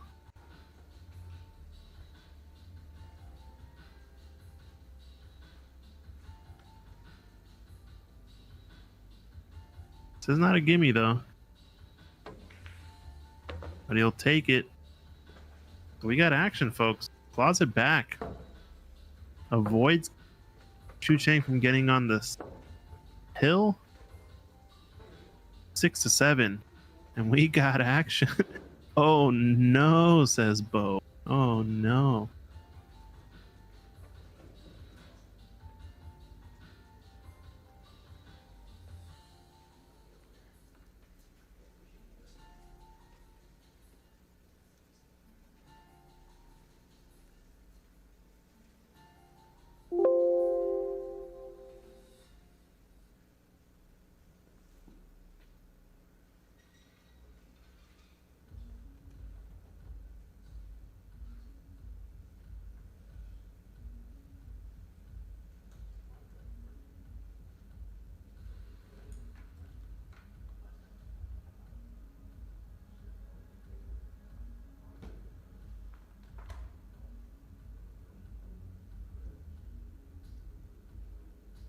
right. 6-7 action.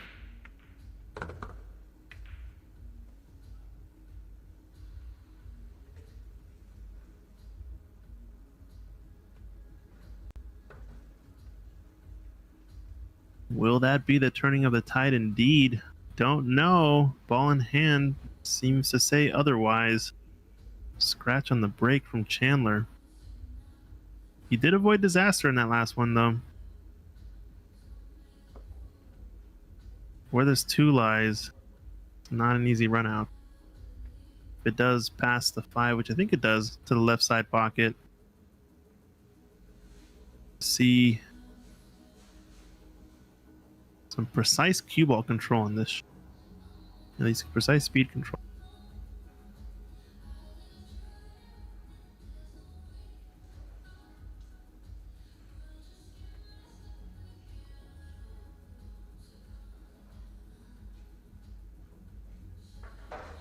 Correct. No early 10s count as the win, so they're gonna have to run the table out, from what I understand. Someone commented in the chat earlier. Drama. High drama. Touchy shot. You gotta kind of stun draw this into position. It's a shot that you never really want to shoot with ball in hand, that you shouldn't really shoot with ball in hand, but it's the only option. That's what you take, and he's hit it pretty darn good.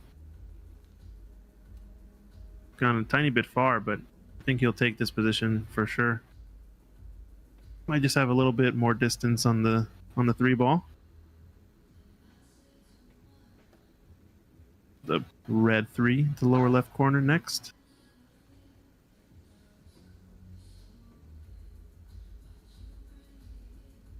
Depending on the angle, most likely wants to get fairly straight on the 3.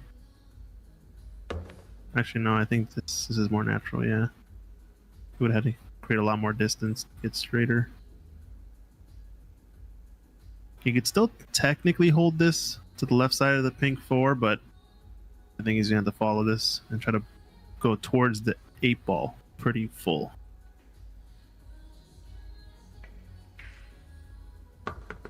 Doesn't want to get behind it. Got to get full on the 8. Oh, he might have just gone too far. Yeah, body language tells me he's just hooked himself. That's why I like kind of going towards, aiming to go toward the 8 full ball, so that if you do overrun your position, you bump it out of the way. Needed a little bit more topspin, maybe.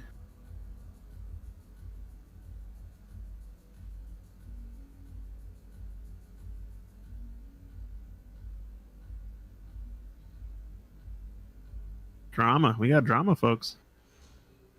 What could have been 8-5 is now 7-6. And a tough spot. Chuching.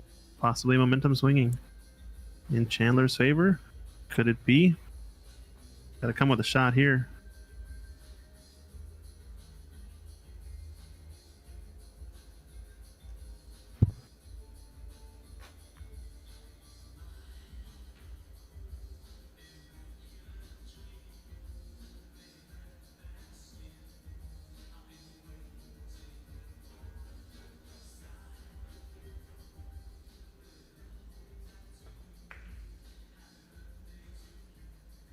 Oh, that's a good shot.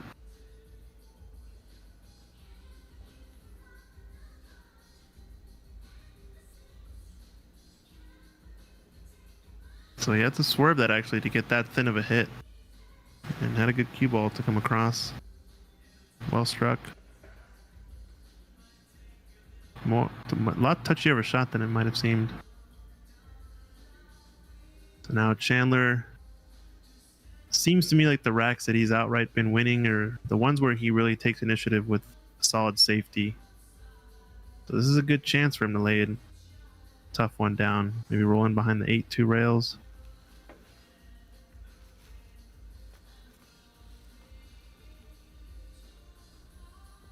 That's not bad. I think Shucheng's gonna have to play the short rail or the 2 rail around the 8, around this bottom part of the table. Don't really like playing up table. I guess the 1 rail is there, but the distance definitely makes it a lot touchier. Got a jump shot. Not a lot of jump shots so far in this game. Like I said, I think we've seen Chandler winning games where he gets the ball in hand in these scenarios. Shucheng has to really make sure he at least doesn't give up ball in hand. Jump bank is on.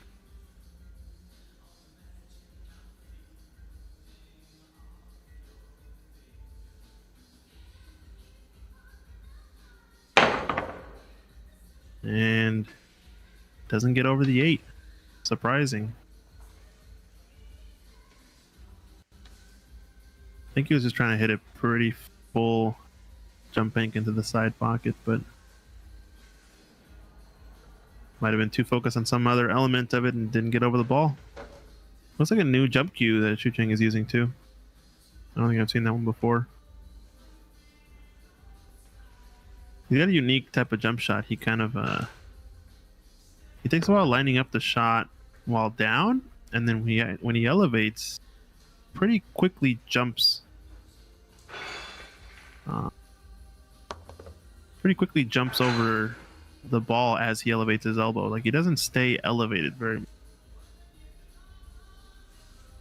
And I don't know, I think I've seen him do that almost every single time he jumps the ball. Sometimes it works really well, but it's an interesting tactic or technique. Blake Baker in the Facebook chat. What's up? Saying he's just about to say he was aiming to hit the 8 ball. I guess you technically could say that, yeah. But no, we talk about parallax, right? It looked like he was aiming at the 8 ball, but really he was aiming dead into the table, straight into the plate.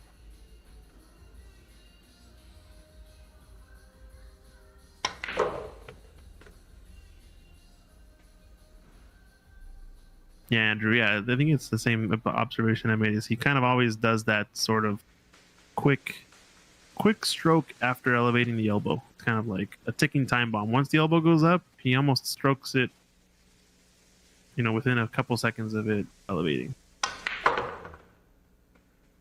Maybe I should ask him what his rationale is behind that, because it seems pretty intentional to me, and I doubt that it's an accident. Maybe it's just a strain on the shoulder, doesn't want to be elevated for too long. You see a lot of the pro players, especially like, you know, Fedor Gorses, people call him the best jumper or whatever, but he's always like a lot of these best players, they're elevated for so long down on the shot. I find it pretty important to get that sort of that channel that the cue is going to travel through down, get the ball up and over. Yeah, Blake, no problem.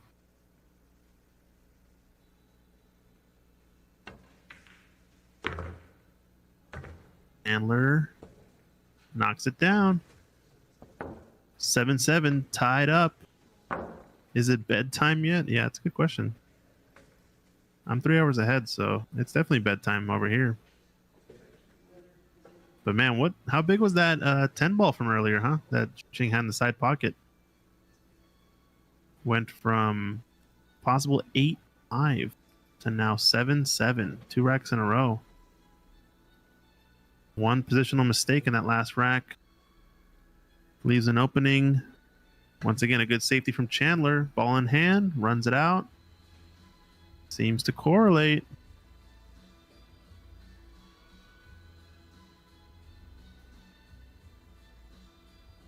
Chad saying he would have played today if you didn't have to work. Yeah, we should have had you come play.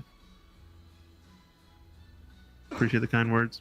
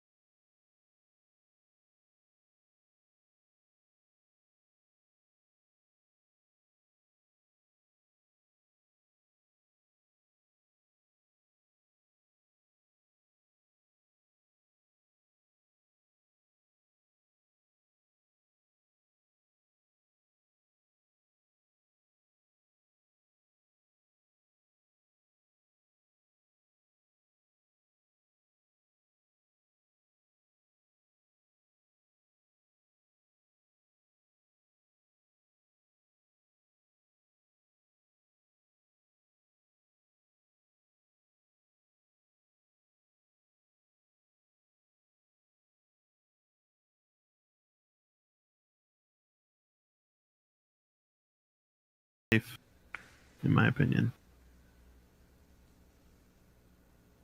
Does this 4 pass the 7?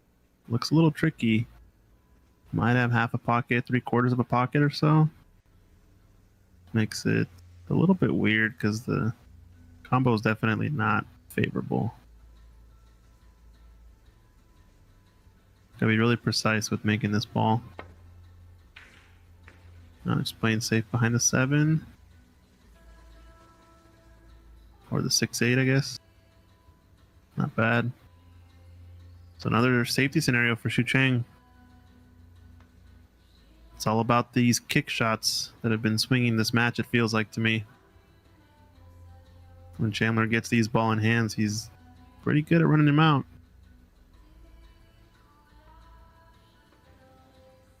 Oh, winner take all, $50 side pot.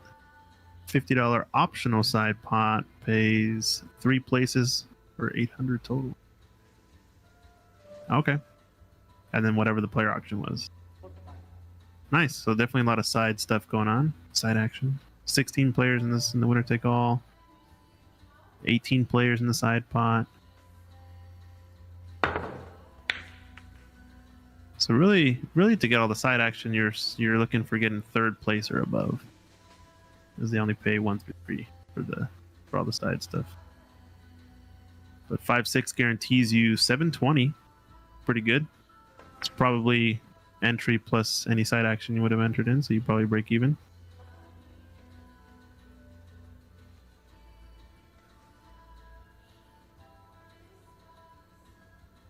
Xu Cheng has been able to escape from these safeties now. Can he get another escape? Calling the corner.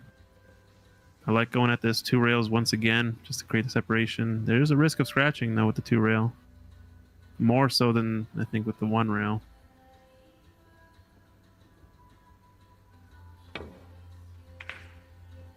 Oh, he hit it on the good side. I'm going to get the full snooker. There's an edge of this 4. So we're going to see how thin can Chandler cue this 4 ball. If he can hold it. Oh, okay. He's calling the side pocket, so he's going to hit this a lot fuller. Playing the cue ball in behind the 9 or 10. Pushing the 4 up table. Now I got behind the 5. Look, yeah, looks pretty good, but this is jumpable. There's a much more comfortable jump too, even if you're a right-hander, I'd say, just because of the fact that you're bridging on the rail, so you get that extra few inches of elevation. Problem is the distance is kind of in that in between. You should be able to get up and over the ball and not jump the cue ball off the table. Kind of depends on how hard he hits it. If he hits it with draw too, he has a chance to get at least a look at the 5. There's that quick elevation up and down and shoots it right away. And he's going to make the 7 ball, so that's going to be player option for Chandler. But he's taking this on it.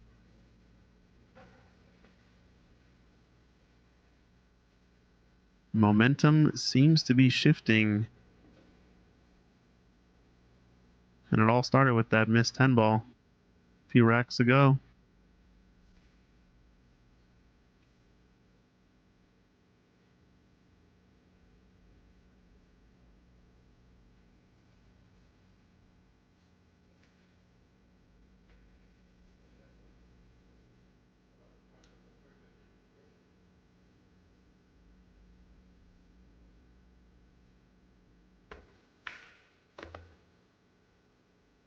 He's got the 5 on the side, but he's going away from the 6.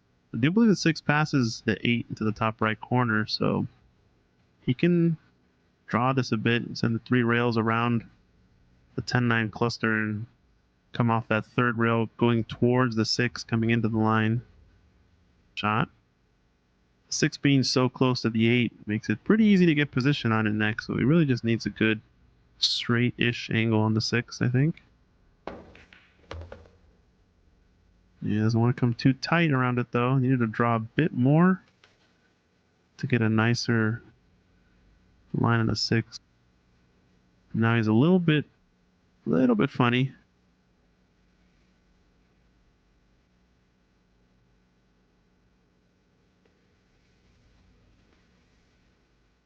Combination on? No, he's taking the cut on. Little shrug of the shoulders. No big deal. Good shot, but he's on the wrong side once again. So far, it hasn't really been compounding positional mistakes, but this is a big recovery here if you can get good on this 9-ball. I think we're going to see another 3-rail around the rails position. And looks like he's going to be short.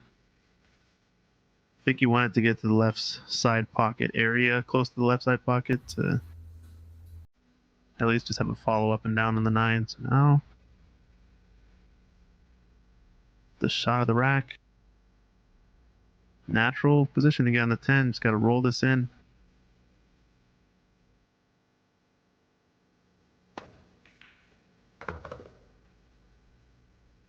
A little speedy, but oh, doesn't want to get on the rail. Yep. It's going to be a fun 10-ball. This is a big shot. This is to get on the hill first.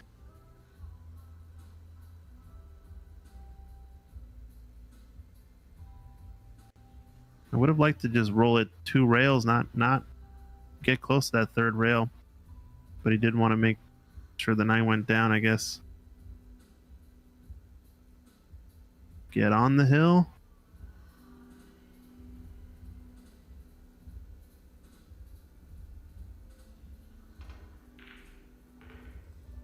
Takes that shot, no problem. Chandler gets on the hill first, and now momentum fully swung in his direction. He's going to be breaking on the hill to try to close out this match.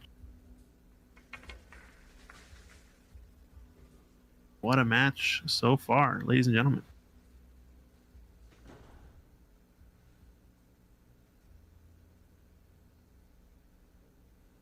I don't know if you guys are also interested. We got some pretty big events coming up here at Ox. I'm going to be coming back to Seattle to visit for some of them. We got Sean Murphy being hosted by the Wine Cellars, doing a tour of North America. He's going to be coming to Canada and the United States. Here are the dates. Ranchman's Club, Star Snooker Club, both venues over in Canada. Calgary and Richmond is just outside of Vancouver. And then he's coming down to Seattle, Ox Billiards, and Embassy Billiards in San Gabriel. Make sure you guys get your tickets to come watch ex-world champion, top 16 snooker player, currently on the tour. Do some action on the bays. It'll be a lot of fun. And we've also got the Seattle Snooker Open coming up. That'll be a good event. Weekend following.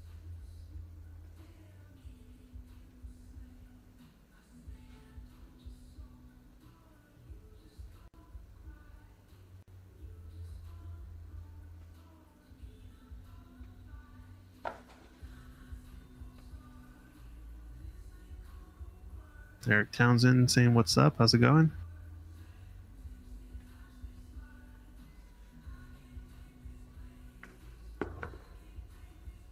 There's 2 balls in the middle of the table, but he's come just off angle, it looks like. Might be able to cheat this. And force follow the cue ball off of one cushion with a lot of left-hand side. Into the cushion just short of the side pocket. And run it towards the magic rack on that top right quadrant of the screen. So you can always try to take that combo on next. Don't think he has the angle to come down naturally in between the 7 and 5. He has to go 1 rail probably. Then again, the camera has deceived me a lot today, so. And like I said, he could actually do the natural angle. So still got to that part of the table, but now I've got a tricky situation with this 4-3.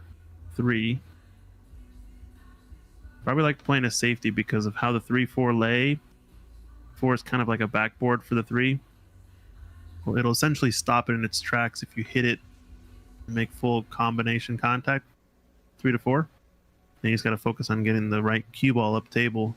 So you can spin it with some right hand side and just lay the 3 onto the 4 full ball, and hopefully the 3 will stay there. You hit it perfectly full. Yeah, he kind of did that shot and he ended up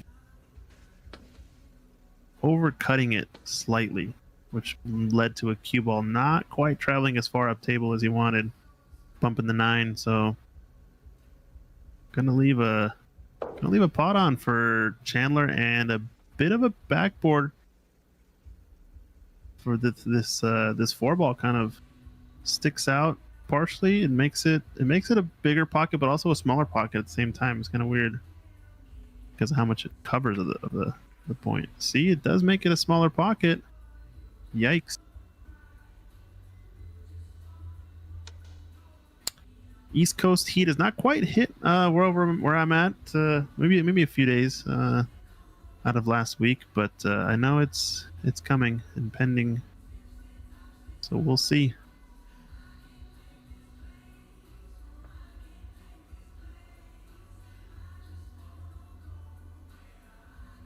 Fortunate for Xu Cheng there, I think, a little bit, but it was a tougher shot because that 4 ball didn't really help as much as it might have seemed because it was touching the point or close to the point. Now, rail first, this can get away from you speed-wise if you go rail first, so you want to be really persistent on the speed, and you hit that pretty well.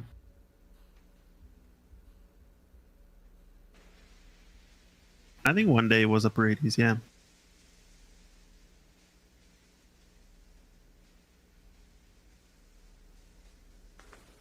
So where the 6 lies, you definitely can play short side on this 5 ball. But you don't want to get too much angle on it.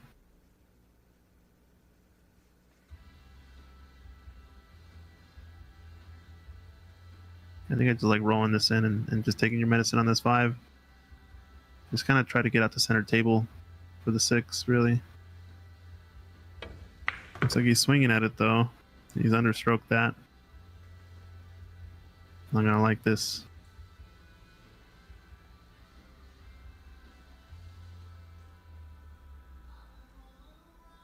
Felt like he was rearing up for a swing that was gonna come short. I feel like it could have told you he was going to come short in that position. But maybe he was just trying to miss the 7, 2 rails.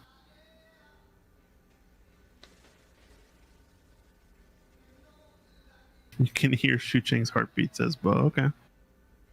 I believe you. I see he's got to play safe. Push it up between the 6, 9 and get a decent cue ball. It's not bad. I think he's taken away any edges of the 5.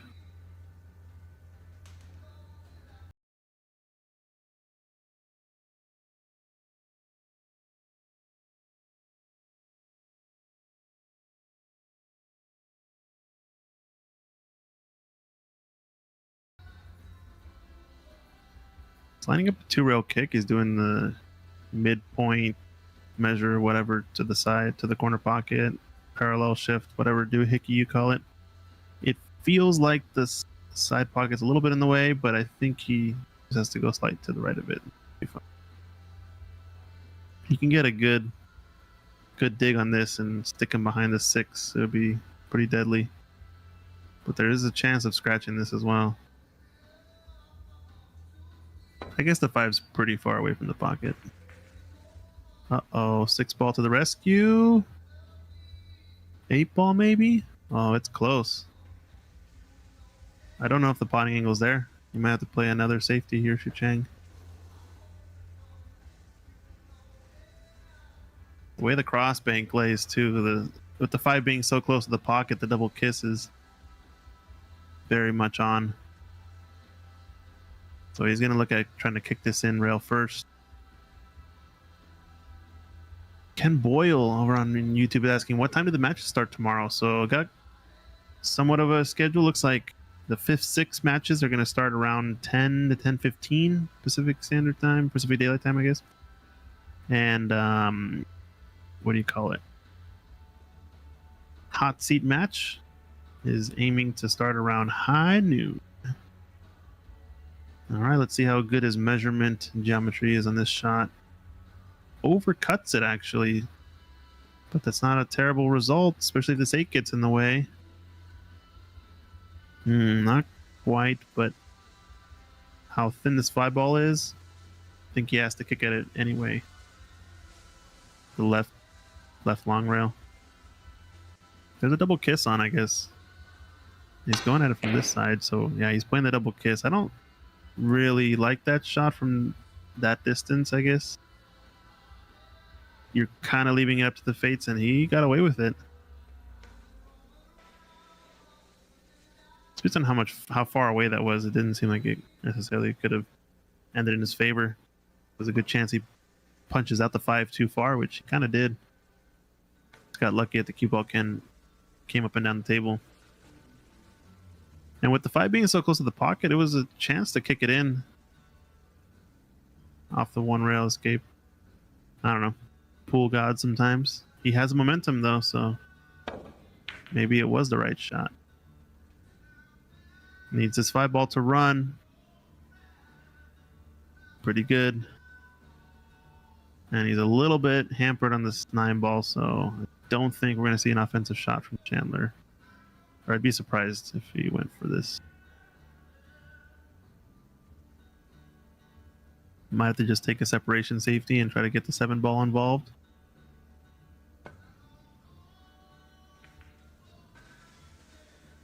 Kind of what he was going for. Yeah, secret. I've just ignored their comments in the chat. They're just going back and forth.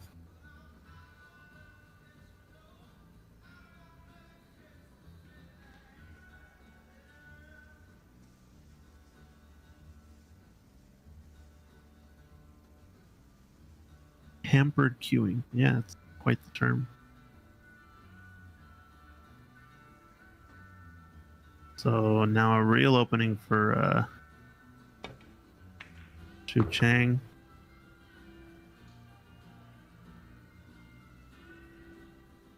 Wow. We ended up going all the way across and got the 8 ball involved.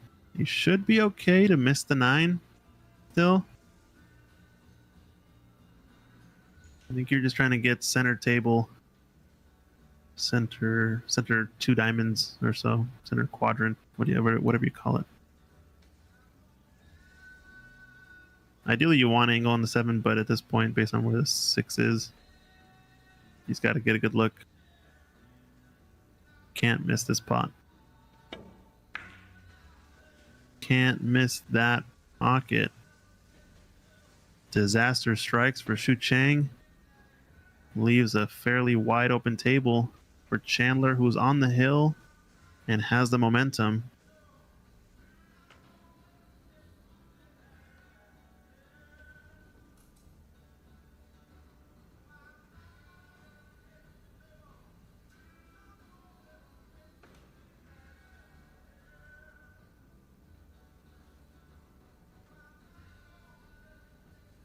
This is a little bit of a back cut though. 6 ball ran just a bit farther, so he's got to avoid contact on the 8, jacking up. Cue ball's going to be moving quick. He dug into it nicely, though.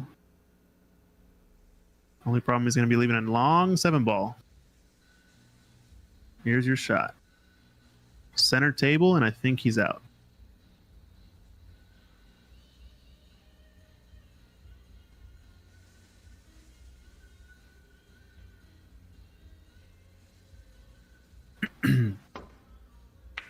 Oh, he hit that weird. It looked like he almost miscued off the rail or something. The cushion got in the way. Is it going to drop? Wow. Wow. Drama. Ladies and gentlemen. Oh, no. He misses the 7 ball. To be fair, it was a pretty tough shot. Su Chain looking and just leaving the cue ball right on that 7. with a back cut angle to draw it to the left side of the table. Yikes.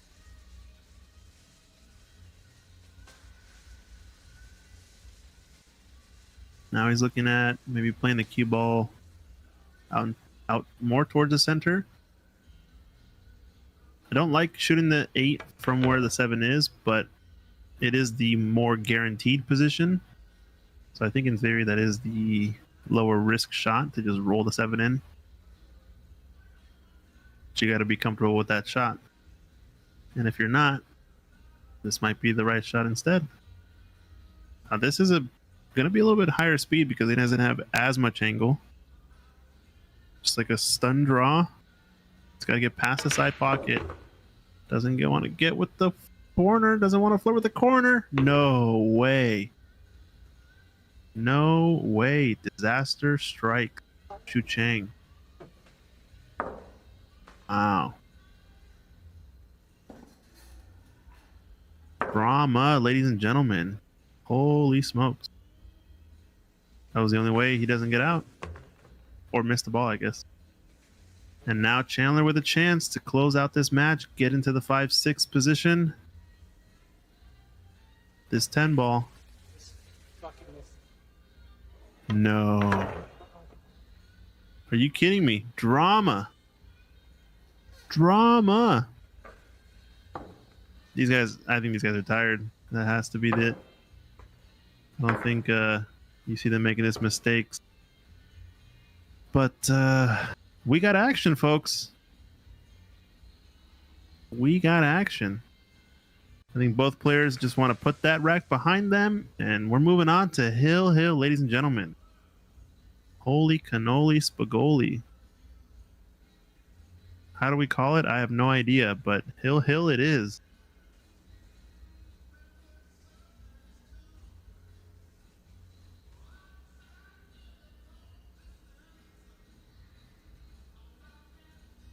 Yowza. Well, if you guys are liking the content, like and subscribe, share the stream out, because this is a match and a half.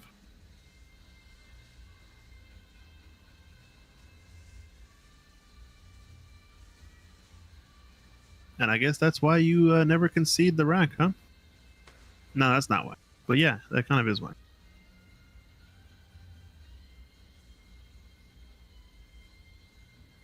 Wow. What a turn of events. Two chain mistake to the miss on the 10. Oh my gosh. Now I think it's anybody's game, honestly. I thought momentum was fully in Chandler's direction, but alas, it's anyone's match now.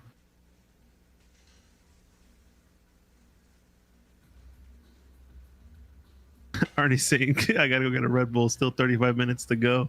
Yeah, holy smoke! I thought I was gonna get to bed before 2 a.m., but never mind.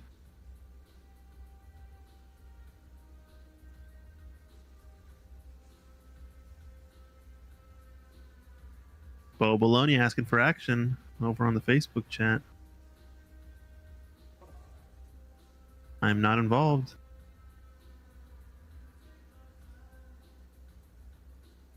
All right, so this doesn't go into the corner. I see the natural bank the 1 down towards the 2. Play the cue ball up table behind 3.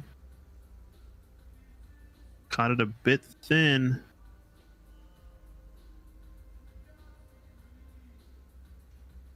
I guess at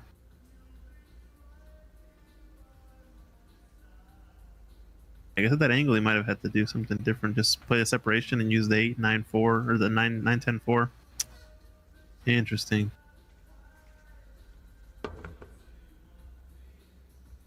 I plead the 5th. That's right. Chandler with another positional mistake, just overran that. Granted, he overcut the 1, so that I think it had to do with overrunning the position. Overcuts it to the right side of the pocket. Runs the cue ball just a bit too far. Now he's gonna have this awkward queuing. Then I'm wondering how much that last missed 10 ball is affecting him mentally. Doesn't seem to be taking his time as much. on these shots.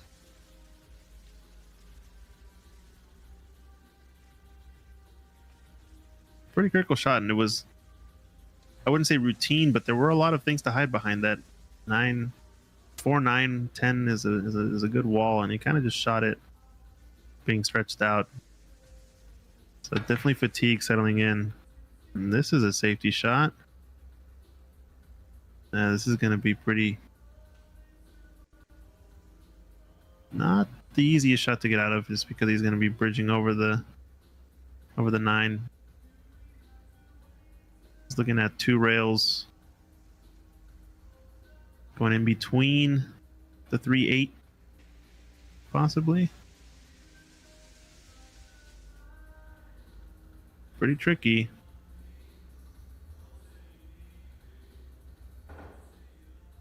No, he could come short of the 3. Okay, yeah. I'm starting not to see these angles anymore. Looked like it was plenty of room though to go 1 rail at that ball. Now it's all about this 4-9 cluster here. It's gonna get an easy look at the 3. Just gotta draw this cue ball back.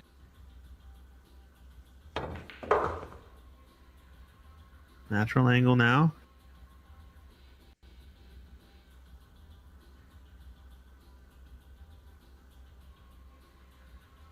I almost like drawing this straight into the 4.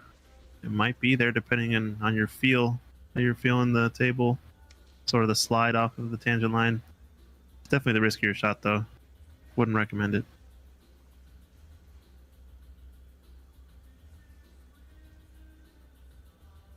But just the way the 3 ball sits, it's almost kind of natural to do that type of shot.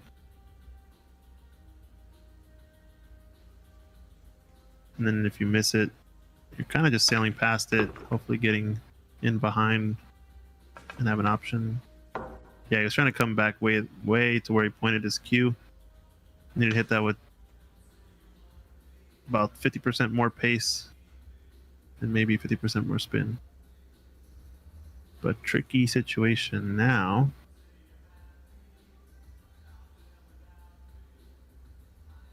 I think if you can catch the 4-9 thick, bump the 4 into the 9 and play the cue ball down behind the 8 off of the right rail. He's going to play the thin shot. This is touchy.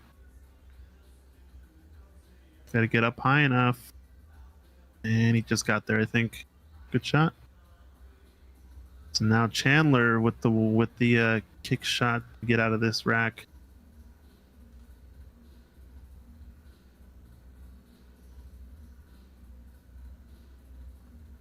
Very touchy, that shot from Chu Chang. Felt like the more difficult shot to me in terms of speed control, but he hit it. And that's what matters, I guess.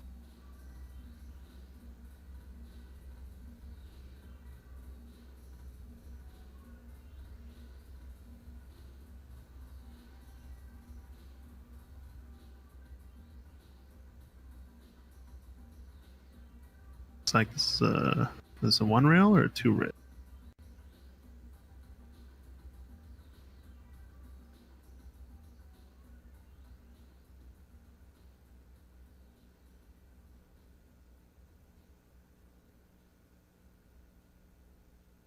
Like he's playing 2 rail kicker on this. Scratching his head. This is a weird spot just because the 6 is kind of in the way of blocking the separation, the natural separation you're going to get with the cue ball and the object ball. Call in the side pocket. He does contact the 6. Where's his 4 ball going to end up? He's going to get close. I think this 4 definitely goes in the top corner. How's his bridging though? Tough part.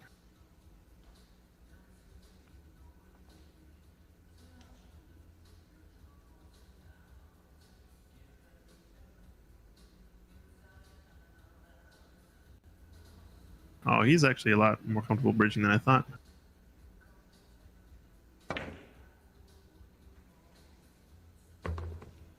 Just barely caught that point. Wow, that looked like it was veering left. Now Chu Chang with the golden opportunity to somehow, some way claw a game back. And he hold his nerve.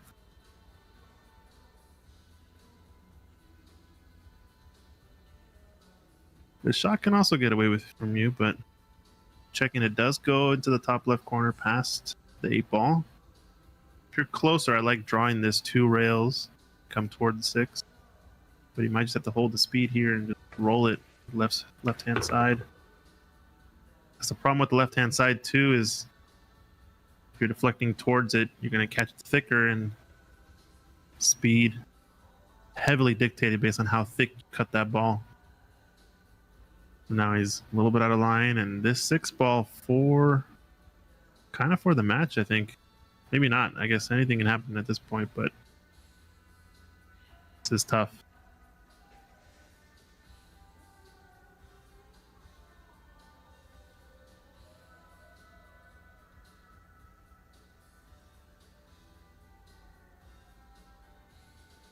Side pocket's a little bit into play, but he's gonna have to check it with some right-hand side, I think.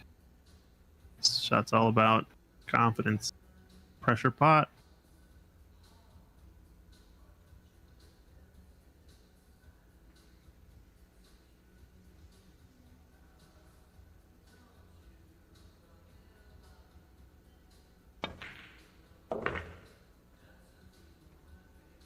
Wow, what a shot. Come up with that shot. Pressure situation. That's the right time to make that one, at least. And now you just got to focus in. Done the hard work. What a shot.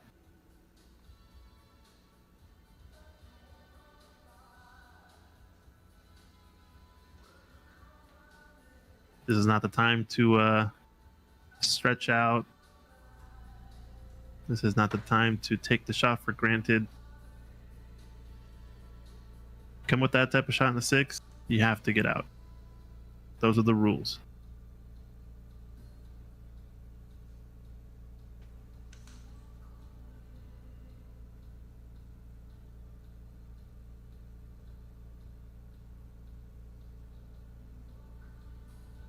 Got the extension. Really just need his cue ball back to where it is now. It's anywhere about a ball off straight is perfectly fine.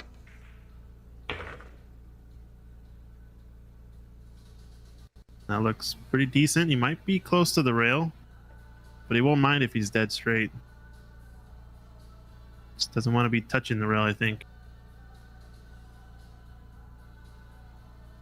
The only way you really miss this 9-ball is don't catch the near jaw.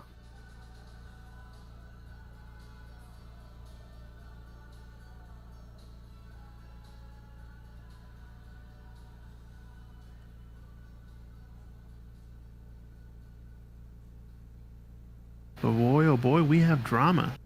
He might actually have enough angle just to stun it out in 1 rail. I think I like that shot a little bit more. Just to put the nice stroke on it instead of the holding the speed stroke.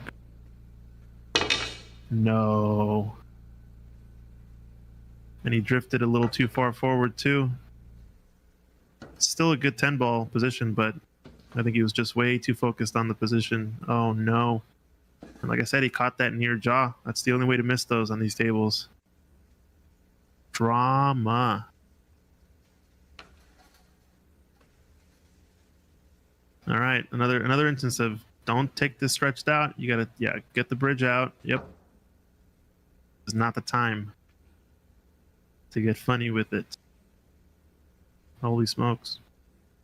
This is for 5th, 6th place at least.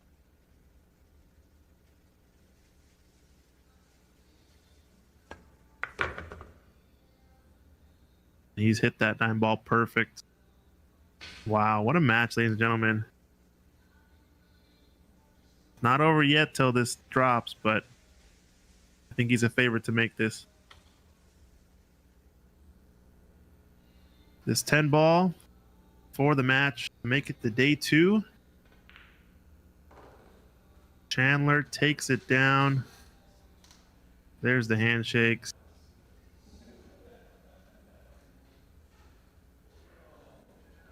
Congratulations, Chandler. Made it on to day 2. Not the cleanest of matches, but he advances. And we're on to day 2 tomorrow. If you guys are wanting to tune in, I believe 10 a.m. Pacific time. We're going to be starting off with the 5-6 matches. Hot seat match is going to be around noon. And yeah, thanks for watching, everyone. Like and subscribe, share the stream. Mark your calendars for tomorrow. It's going to be a good one. We got 6 players left. And we'll be live around 10 a.m., 10:15 or so. Shout out to Stick Game Strong, Secret Wong, racking the balls there. And boy, what a way to end the match. Thanks for everyone for watching, and be back at it again tomorrow. We'll see you.